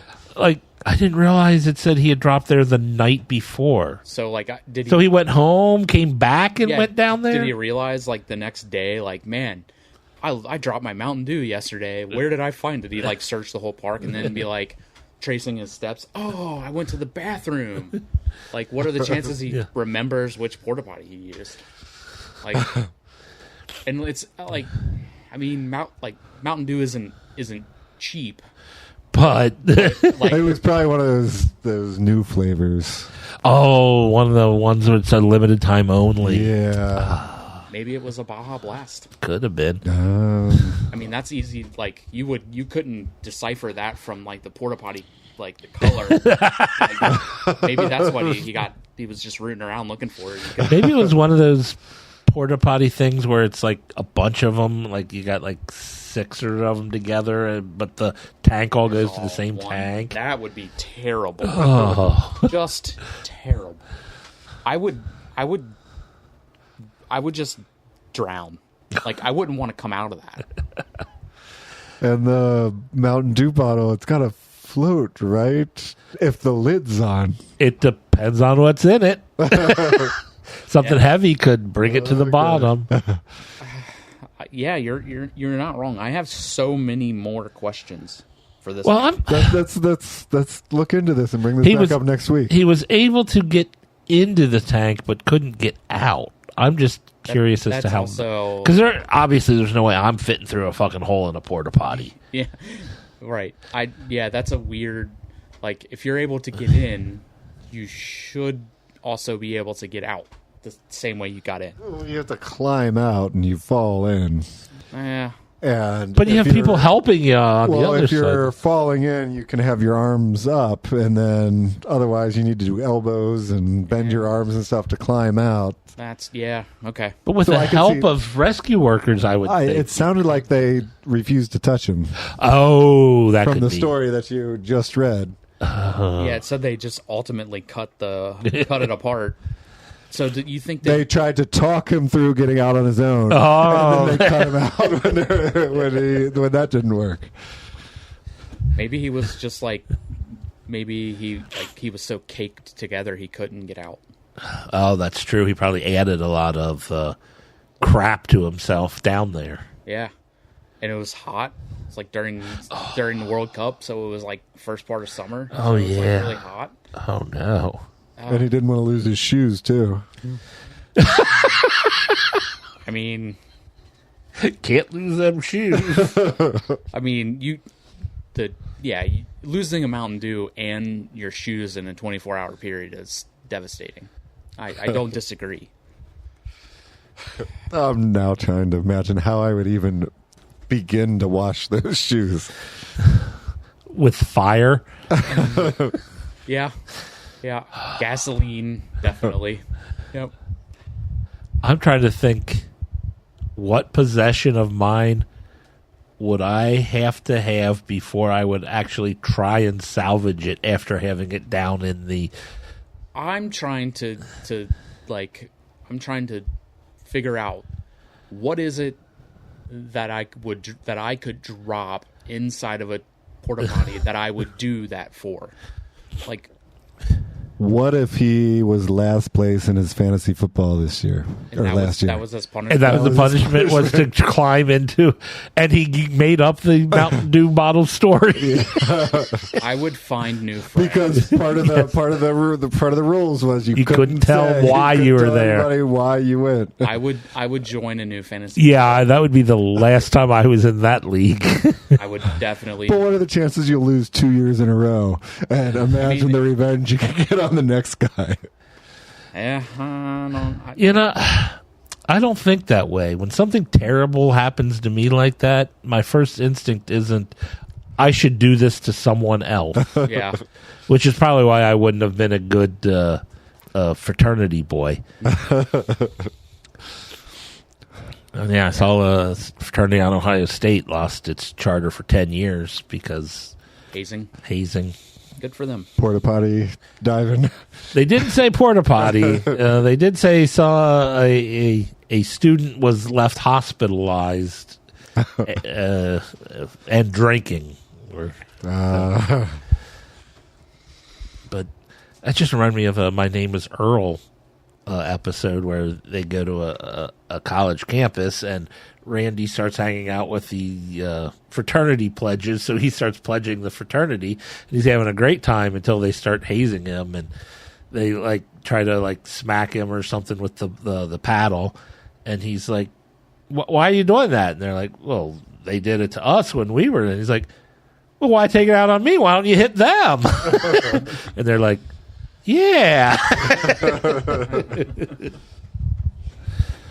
All right. Now, next up, per U.S. World News, where Jim gets all of his news, I would have to imagine. That's probably a better place to get your news than some of the places other of us get our news from. Yeah, like Collider. That's the worst. A French teen is facing mischief and public nuisance charges in Singapore after posting a video on social media of himself licking a straw from an orange juice vending machine and then putting it back. Oh boy! Didier, what does that even mean? Didier, orange juice vending machine first. Second, it's a vending machine that dispenses orange juice, like those coffee vending machines. Probably what I would assume. Cup and then it just pours it in there, and then apparently there's a straw dispenser that you can take straws out and then put them back. You know, like when you're at say McDonald's and you fill up your drink. And there's a thing of straws, and you grab a straw. Oh, okay. Apparently, they aren't individually wrapped here in Singapore. Okay. Didier Gaspard Owen Maximilian, 18, was charged April 24th and has entered a plea, the city-state's largest English-language newspaper, The Straits Times, said. He allegedly committed the offense at a shopping mall on March 12th, and the video spread rapidly when it surfaced.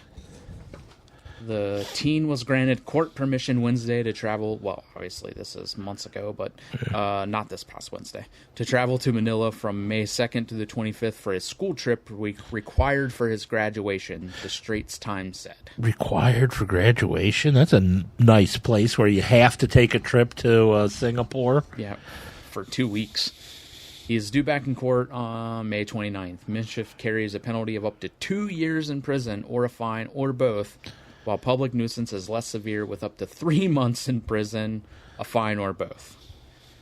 Ijuz, the company operating the juice vending machine, filed a police report and sanitized the dispenser while replacing all 500 straws in the machine.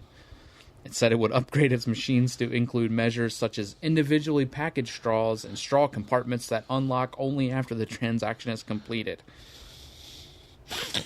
Lawyers for the team, who is studying in a French business school in Singapore, declined to comment on the case when contacted.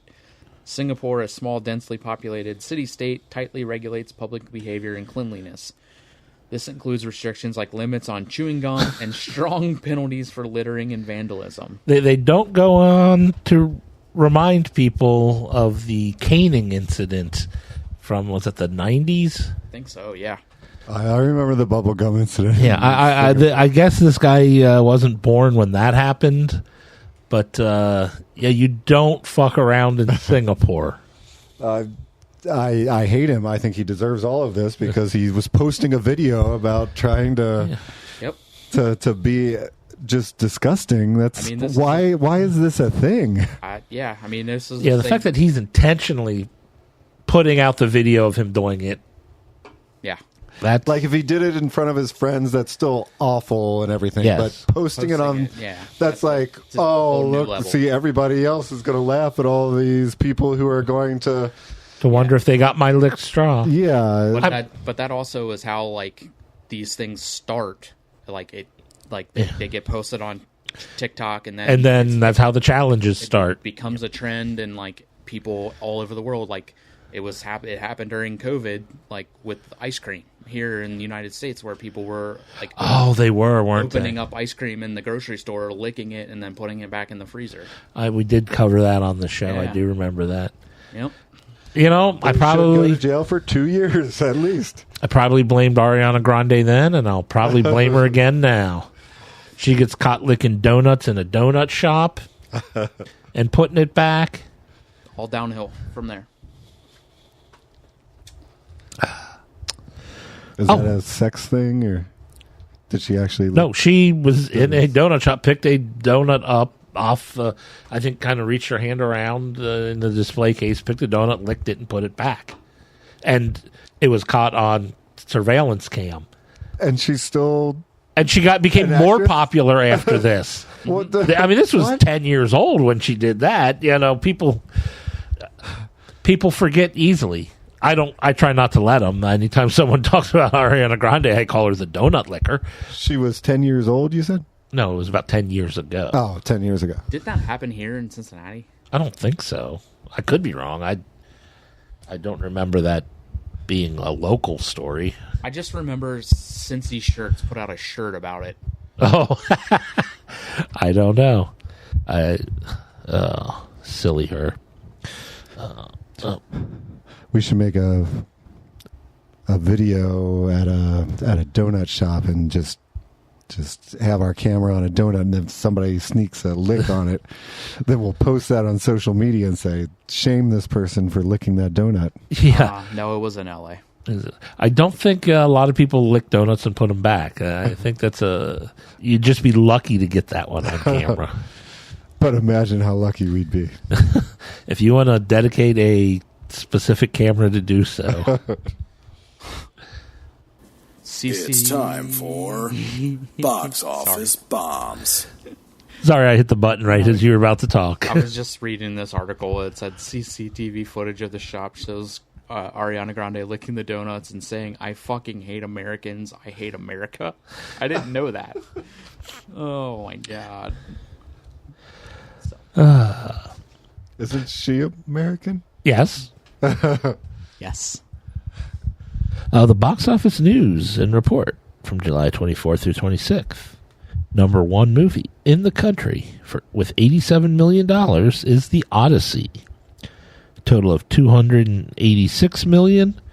Domestic, $639 million worldwide. That went up, the worldwide went up way more than the domestic, right? Probably. Like...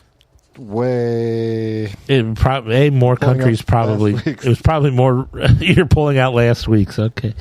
It was 264 million worldwide last week. There were probably more countries where it actually opened this week where it wasn't open there last week. Okay, so it's not the MAGA people. No, it's they're not spending that much money on it. Well, I mean, are they like saying no Americans should watch this because it's not historically accurate? I think was the newest thing, but Yep. But yeah, it was a significant jump in domestic sales as well. So Now, I saw a TikTok or whatever clip where someone was talking about how accurate Odysseus's Boston accent was. That's funny. Coming in at number 2, Moana, with another $10.5 million for a total of $102 million, or $228 million worldwide. So Moana is still sticking around. It might get some money. I think that was about $250 million budget. Yeah, I think that's what it was. So it might come close to getting some money back. Yeah, it'll come close. It'll Probably come before close. it's gone. And then it'll be streaming on Disney Plus forever. So, God, remember when Disney movies only came out on video for like 3 months and then went back into the vault? Yeah. and then owning one of those VHS tapes You felt special. in that weird plastic container that Plastic, they came in. yep. Yeah, the white clamshell that they Right. came in. Number 3, Toy Story 5 made another $10 million, a total of $448 million, or $1 billion worldwide. Stop watching Toy Story 5. Is that where does that sit in the top 50 movies of all time? Probably Is it- around 50 would be my guess. Okay, so it's not like top 10 or Now, I don't know, but I would think it's closer to 50 than 10 okay. as far as movies that have made billions. Yeah, billion is not one that I see often Yeah, when it- you're doing the box office news. But Brian will let us know in just a second. I think he's looking up all movies that made $1 billion. I am, and it is currently number 58 on the list. 58. Yep. Excellent. Coming in at number 4, Hadestown the Musical made $9.7 million. You think that's all because of your Because I talked about you it last talked about week. it last week and you were all about it? I mean, apparently it is just a limited release and in limited locations and a limited time. I don't even know if it's still in the theaters because But it was just recording a stage play that Yeah, they were I think it doing was. that Yeah. they were doing anyway, so that's like an extra 9.7 million. they did that with Rent too, didn't they? They did. They did it where the only reason that I've ever seen Hamilton. Hamilton definitely did that. They did Yeah. that. It was up for a Golden Globe. I didn't actually see it. Well, I think Hamilton. I thought they embellished it for the thing and then just recording the stage play. Oh, I didn't. I don't know how or what, but it I was thought well shot. There were Yeah. different angles and everything, but it was definitely on a stage okay. Well, maybe it was with just an audience clapping. maybe it was just very multiple different angles and edited. I guess they edited instead of just like sticking up a camera and shooting it. I think Yeah, they went yeah. ahead There were definitely scenes where they did close-ups and stuff, so they had to have not been in front of an audience when they did that. Yeah. So it was, but or a really good camera from a distance. Hadestown has showings at the Esquire through Thursday of next week, Thursday of next week. so it's still there. See, maybe I'll because I've never seen seen it or actually know any of the songs or whatnot. But I'm intrigued, and I know like it's based off of the story of Orpheus and Eurydice. So I'm intrigued because I was always a Greek myth fan, and get to see that in the same month as the Odyssey. There you go.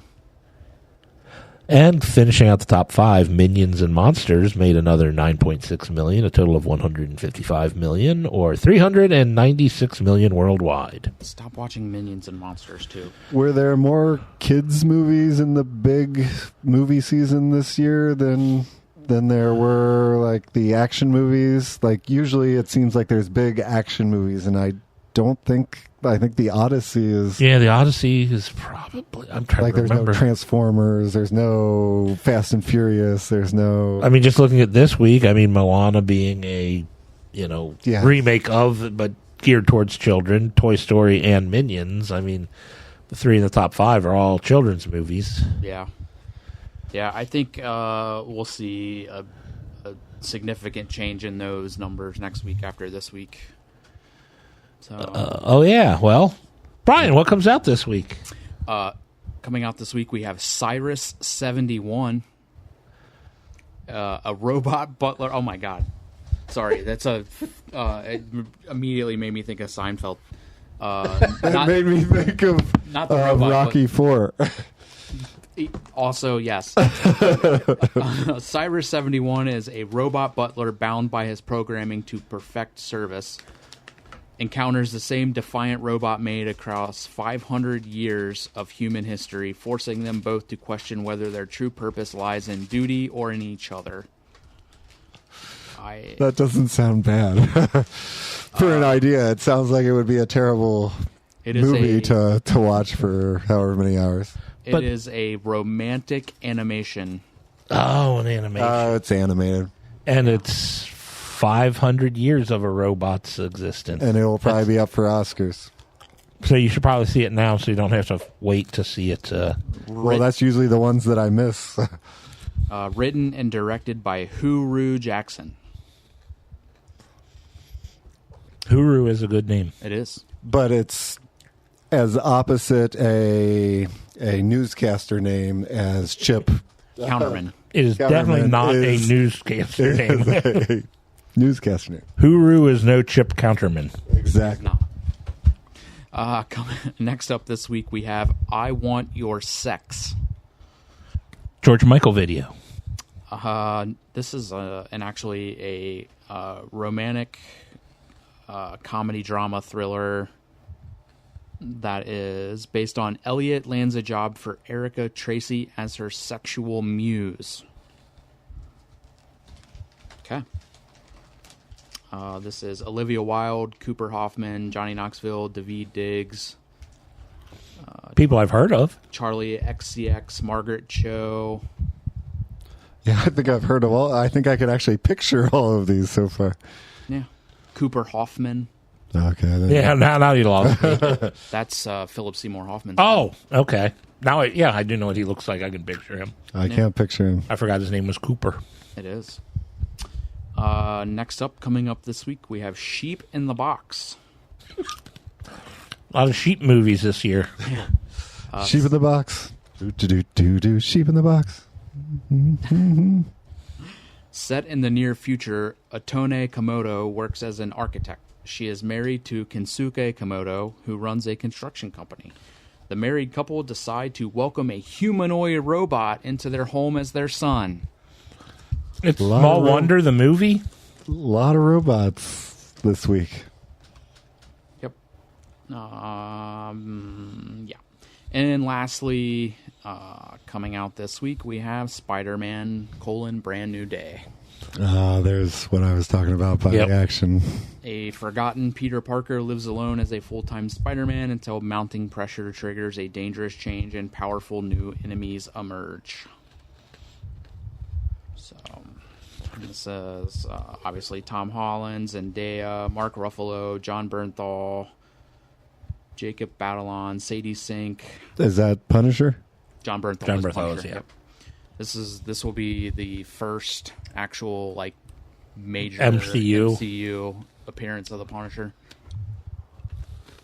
Let's see who else is in this. Marissa Tomei, Lisa Cologne Zayas from The Bear, Naomi Watts. I guess Marissa Tomei is in Flashbacks. I guess so.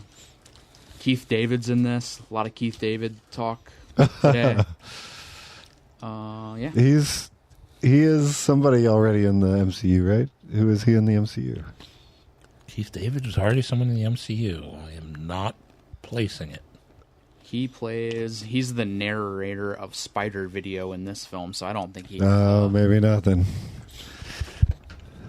Are you thinking of Samuel L. Jackson? No, I was thinking of... Lawrence Fishburne? No, the other guy that we were talking about earlier that I mixed. Michael Clark Duncan? Michael Clark Duncan. He was not in the MCU either. He wasn't a Marvel. He was in the Daredevil movie. He played Kingpin in the Ben Affleck Daredevil. Oh, really? You are absolutely correct. I forgot about that. And that's it for this week. So I think it's going to be should be a massively large week for Spider-Man. Yeah, it doesn't sound like Odyssey's there's a still lot for out. it to go against it. Odyssey's still Yeah, going strong. And then it's Tom Holland versus Tom Holland. What Tom Holland movie? Oh my God, you're right. Yeah. And Zendaya. And Zendaya, yeah. Yeah. Oh man, How do you pronounce it? Zendaya Zendaya? or Zendaya. I don't know. I don't know how she pronounces it. I think it's Zendaya. I've heard both Zendaya and Zendaya, and I try to do my best to pronounce it the way they pronounce it, but until I hear her say her name, I won't know for a fact. Yeah. Oh, I guess I should hit this button next.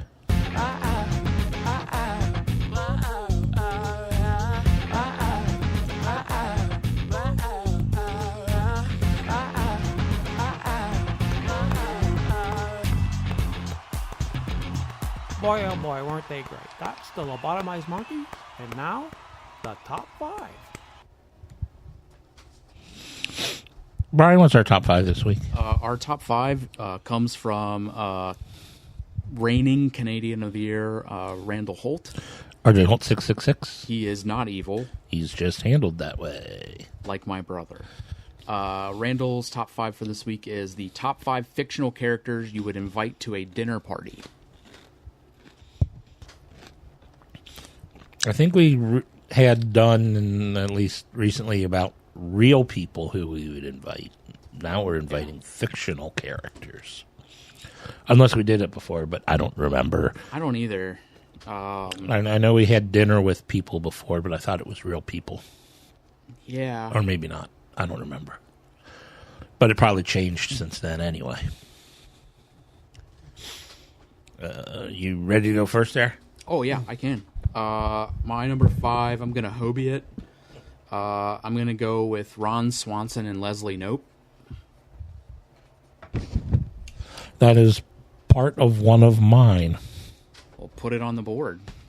Do we have a board in the secondary I don't think we do. at the Scab Studios, the game room at Scab Studios? Do we have a board here for that? I guess I'll go with my number 5. I've got Ron Swanson and April Ludgate. Okay.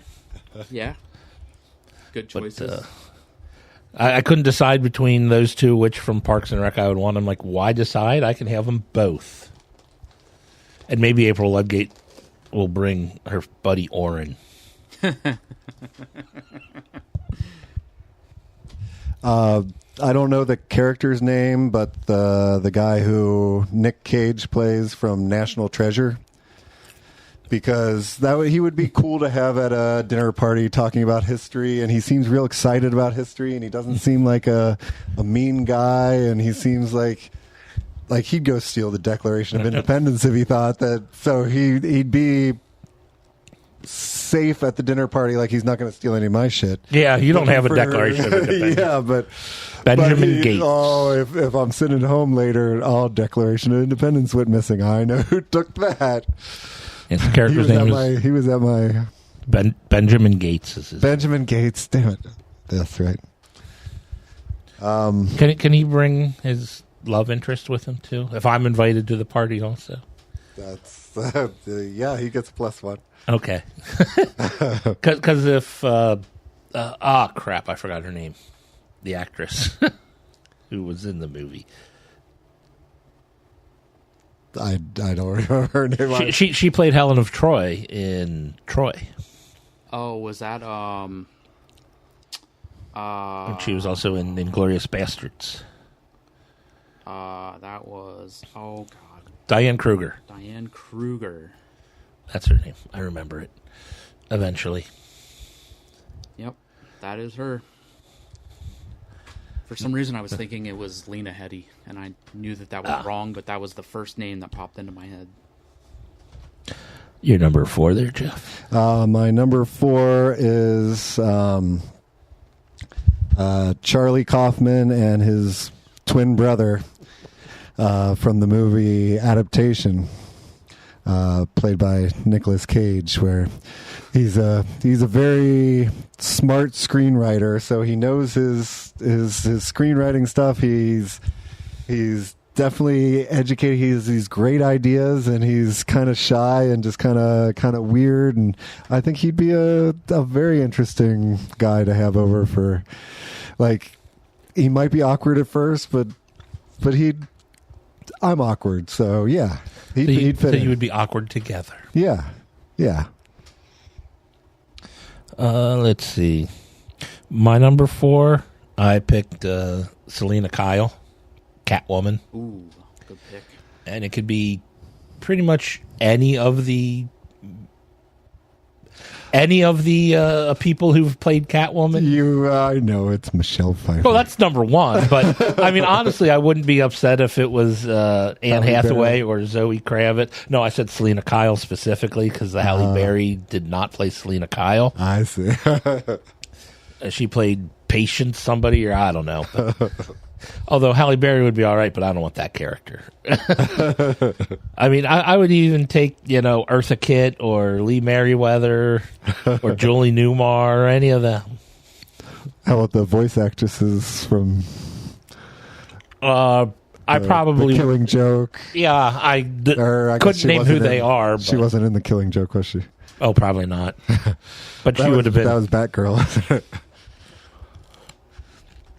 But, yeah, Catwoman, Selena Kyle is my number 4. All right. My number 4, I hobied it. I'm going to go with Jim and Dwight from The Office. Oh, boy. Only if Dwight is throwing the party. He could. Maybe. And there's a garden party. Yeah. Yes. That would be amazing. I just because, like, I would want Jim to create a book and sell one copy on eBay for my dinner party. I hope I'm not stepping on any toes here, but out of that show, I think the one that I'd like at my dinner party would definitely be Creed. Yeah. I definitely saw Creed on some lists when I was looking this up. I can't doubt that. I guess the question I would have is he a fictional character? Because that is the name of the impression that's his actual name. And I get the impression that they just kind of picked him off the street and they're just be yourself. Okay.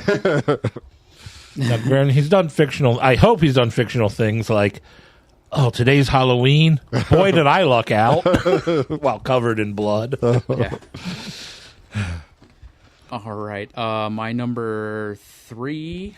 I'm going to go with, I hobied this one as well.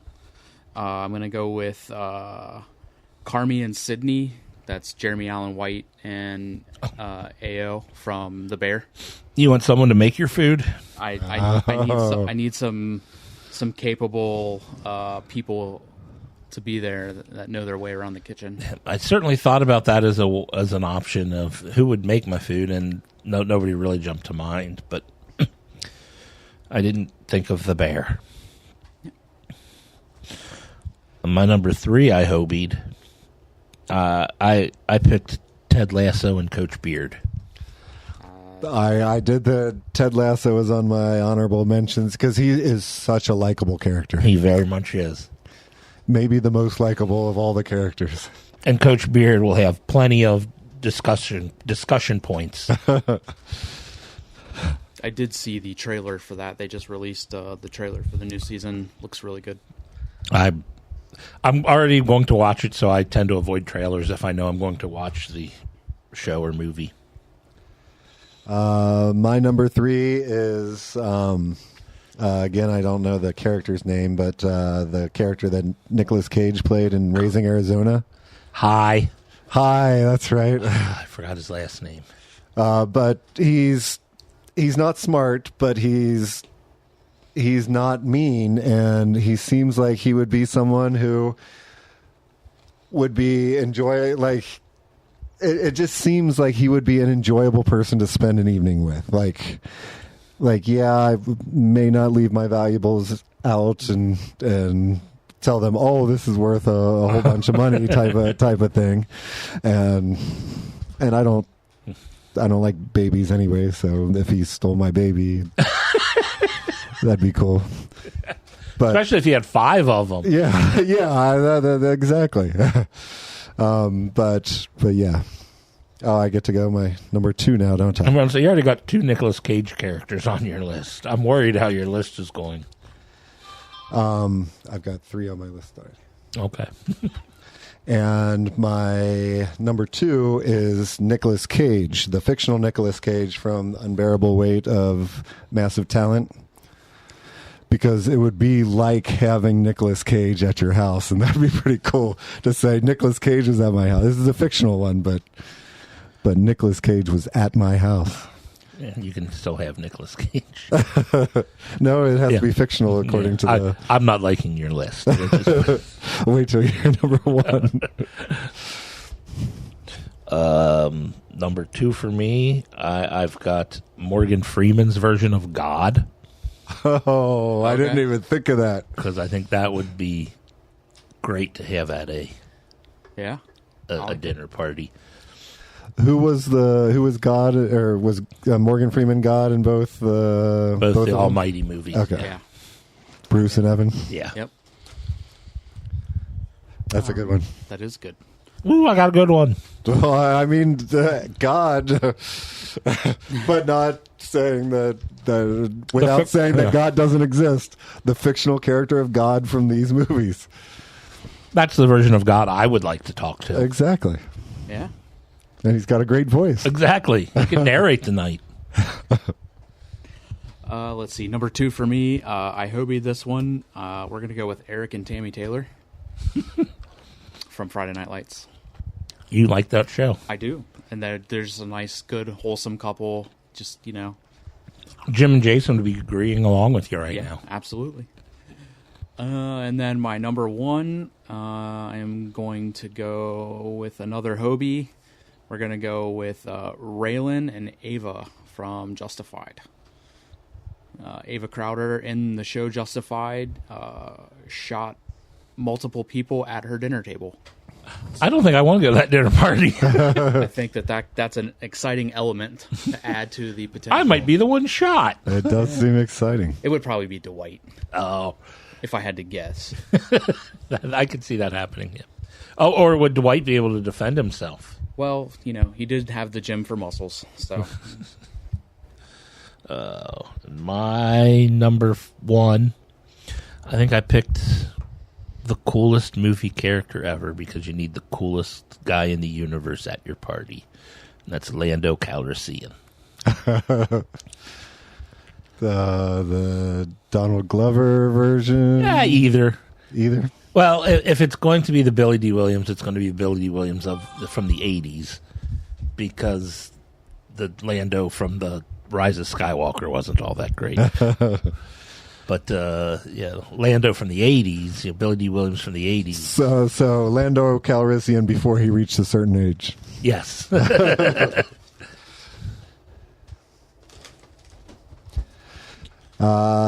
My number 1, it wasn't Nicolas Cage. What? It was, again, I don't remember. I don't know the character's name, but it's whoever John Travolta played in Face Off. He was a real good guy cop, and he just wanted to make things. Oh, okay, he played 2 different characters, so it was the good guy cop that he played, okay. and Sean Archer, yeah. or Castor Troy. Troy. Oh, Castor Troy, he's a bad. You don't want him. No, he would be awful to have at a dinner party. But the other guy, he'd have some good cop stories. He'd protect me if somebody were to break in, especially if Castor Troy were to break in and try to. Like, I don't know what would happen if both... But whose face would he be wearing? Well, it would definitely be Nicolas Cage's face. If you didn't get the theme yet. Oh, you got a theme? No, not at all. Like, you've already nailed the part on everything I learned from movies. Like, you don't have to, appeal to them anymore. Like, you got it. In case you didn't know, they love Nicolas Cage. I did listen to a couple episodes, and that's all it took. We did have a couple of responses. I can pull Facebook if you. Yeah, I got Twitter. I've got Jen's. Oh, there you go. Oh, you read Jen's while I pull this up. It was I don't know the character's name, but the angel guy from City of Angels. God damn it! You roped her into this too, huh? There was the mentor guy from Kick-Ass. Big Daddy. I don't know whoever Nicolas Cage played. The nerdy guy from The Rock. I don't know that movie. I'm just putting the honorable mentions from my list into her mouth. Oh, because I was about to yell at her. No, she was. I think when I asked her, she's like, "I just put everybody from Buffy on the list." Fair enough. From Twitter, we had Jacobo's list. Number 5, Thomas Crown from the Thomas Crown Affair. Ooh. Number 4, The Professor from Money Heist. That's a good pick, actually. I don't remember the movie well enough to. The first one was a good pick, but yeah, so Money Heist is I've seen it, but I can't remember the professor's character. I'm wondering if he's meaning from the TV show on Netflix. Oh, then I don't. Oh, was that called Money Heist? I believe it was. I'll look, but after I finish. Was that a Spanish show? I have seen something in a different language Yes. called Money Heist. Yep. So I think it was French. it was French. It was French? For some reason I thought it was Spain Spanish, not Mexican Spanish, but I guess could have been French. Could have been Spain French. Oh, it could have been. It was in Andorra. Isn't that just Or Andalusia. What? Isn't that just Spanish? Spanish. Oh. French.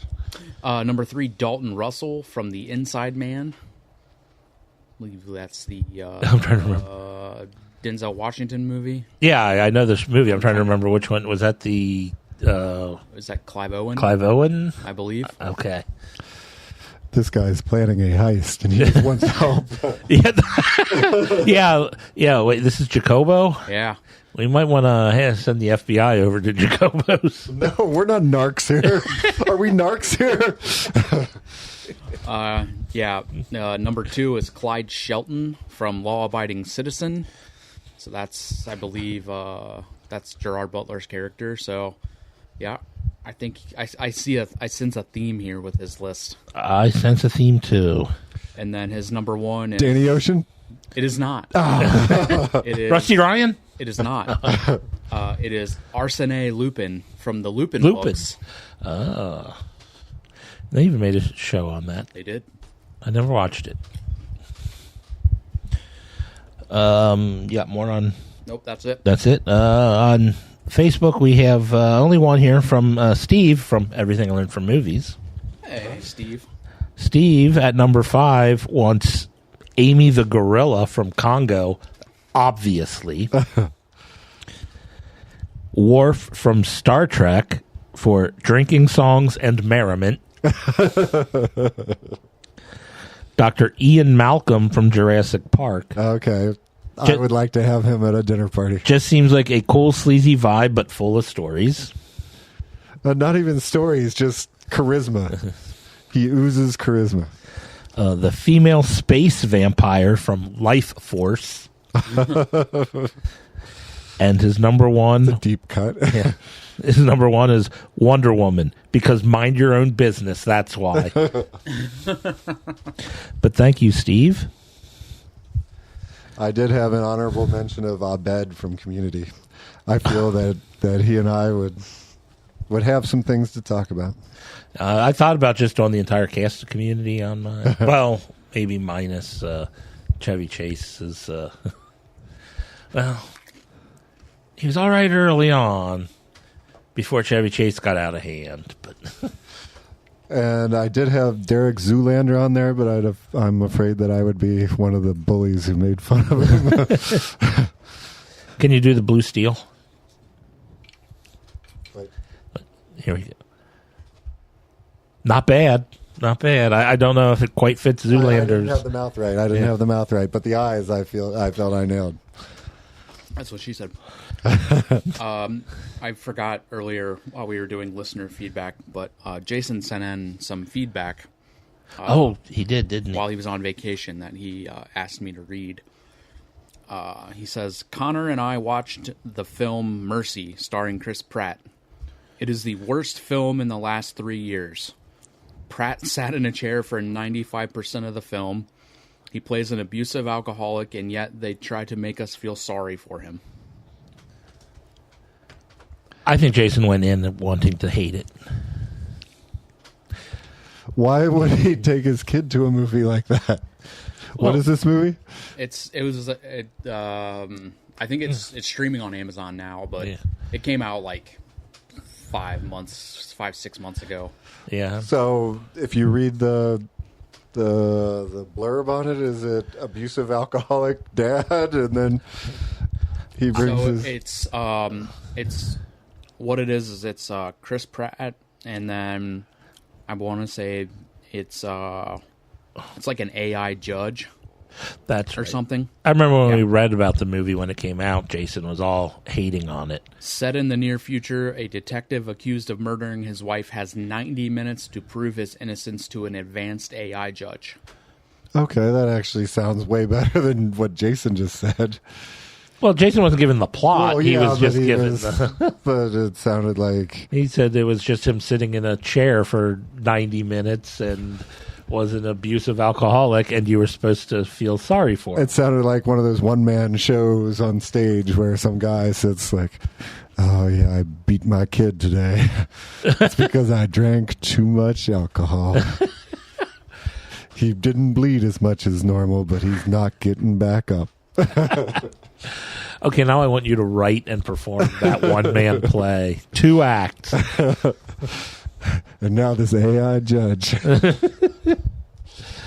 Well, I will say bad idea of the week.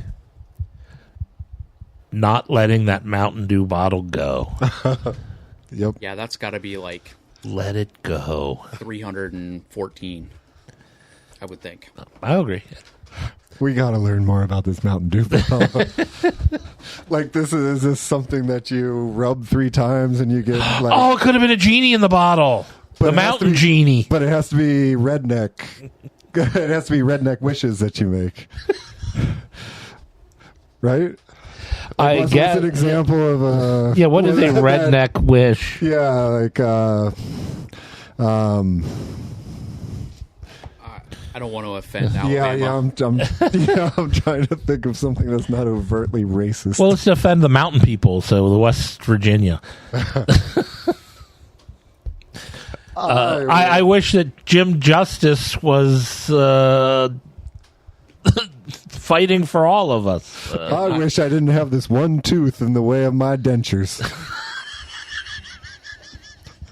Roll Tide. Wow. Roll Tide. Oh. Too far. Bad idea 315. All right, Jeff, give me a plural noun.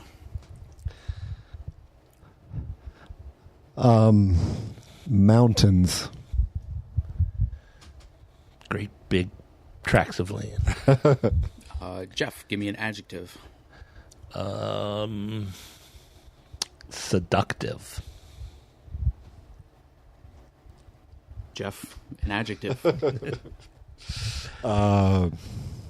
Huge. Jeff, Yeah. a noun. Boomerang. Oh, that's a good one. Jeff, Maybe. Noun. This is a very noun and adjective heavy one. Abacus. Ooh, I like that. Helps me do my calculations. Jeff, noun. Calculation. Goes good with my abacus. Jeff, noun. Cheeseburger. In paradise. Jeff, adjective. Flagrant. Jeff, part of the body.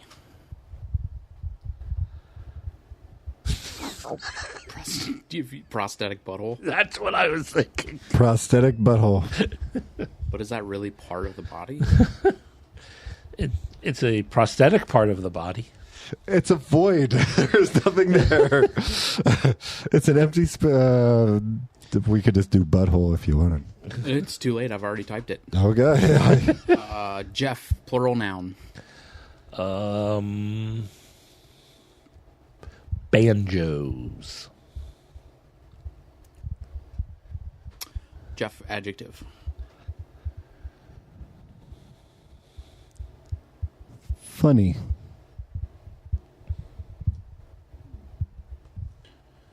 Jeff, noun.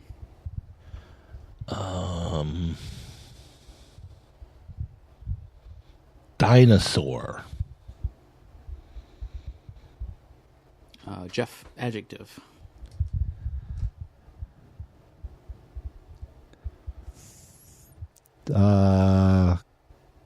Cold. Jeff, noun. God, another noun? I told you. Bullet. Give me back my bullet. Jeff, plural part of the body. Multiple. Tooth. Phalanges. Oh, phalange. Tooths.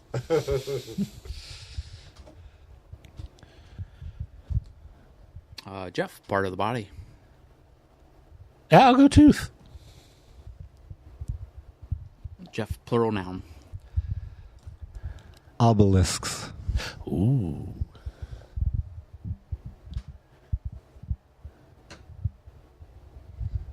All right. This one is titled Bum, bum, bum. Magic Anyone. I'm magic. Mountains of all ages enjoy watching seductive magicians perform their huge tricks. Huge. Every man, woman, and boomerang loves to see a magician pull an abacus out of a hat, saw a live calculation in half, or make a huge cheeseburger disappear into flagrant air. Audiences love when magicians perform sleight of prosthetic butthole with a deck of banjos, a funny coin, or a silk dinosaur. The greatest of all magicians was the cold, hairy Houdini, who was able to escape from a locked bullet, even though his phalanges were tied behind his tooth, and his feet were wrapped in iron obelisks. There you go. That was interesting. It was. The Mad Libs app is not great. No Golden Girls. It is not, nor SpongeBob. We did get sleight of prosthetic butthole out of that, though. We did. You're not wrong. And I tried to change it to just butthole, and you're right. Prosthetic butthole is way better. Yeah.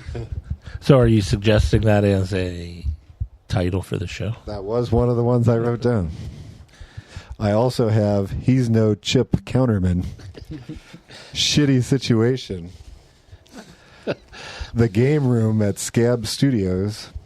Peeing and Pooping, which was way before we got to the... Before the portalet.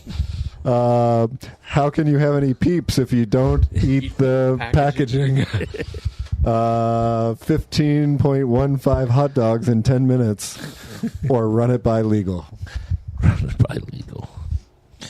Let's see. I had a hangnail. He didn't want to lose his shoes, too. Redneck wishes. And caviar dreams. We're not narcs here. I understand that he exists. And nuggets of wisdom. I had smells like a restaurant. Eat the packaging. Checking all my buttons. Hobie legal. And it'd be cool if he. I'd be cool if he stole my baby.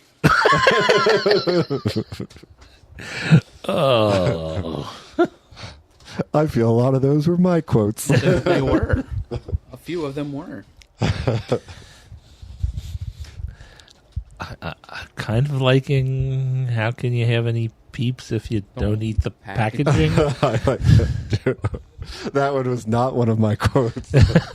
I like that one, or his name was Chip Counterman or whatever. He's no Chip He's Counterman. no Chip Counterman. I would feel bad for the real Chip Counterman naming. New title. I would feel bad for the real Chip Counterman. But maybe we could get the real Chip Counterman on, and he can finally tell us the story about what really happened at this portalet. So you want to go for Chip Counterman? Wasn't that a different story? No, Chip Counterman was the Portalet story. Was he? Yes. He was the guy who worked for the Portalet Corporation. He was the guy like knocking he on the was. door. So he's not even a newsman. No, we just said he had a newsman, anchorman He name. does, but you're right. I just forgot. I just assumed. Oh, wait, I also have Gibraltar apes for some reason. Because I said that one. Oh, all right. Well, that wraps up another long episode. So we will be back next week. Jason's still on vacation, so One more week you have to enjoy. to enjoy a Jasonless performance here. If you miss Jason, then come back in 2 weeks. Other than that, Roger says goodbye. Goodbye. From Walking Dead to Talking Heads, from comic books to TV sets, there's a history. Not so bad, there's the history. It's the history of bad, so bad. The history of bad, it's bad. The history of bad ideas. Podcast. You are listening to a Hobie.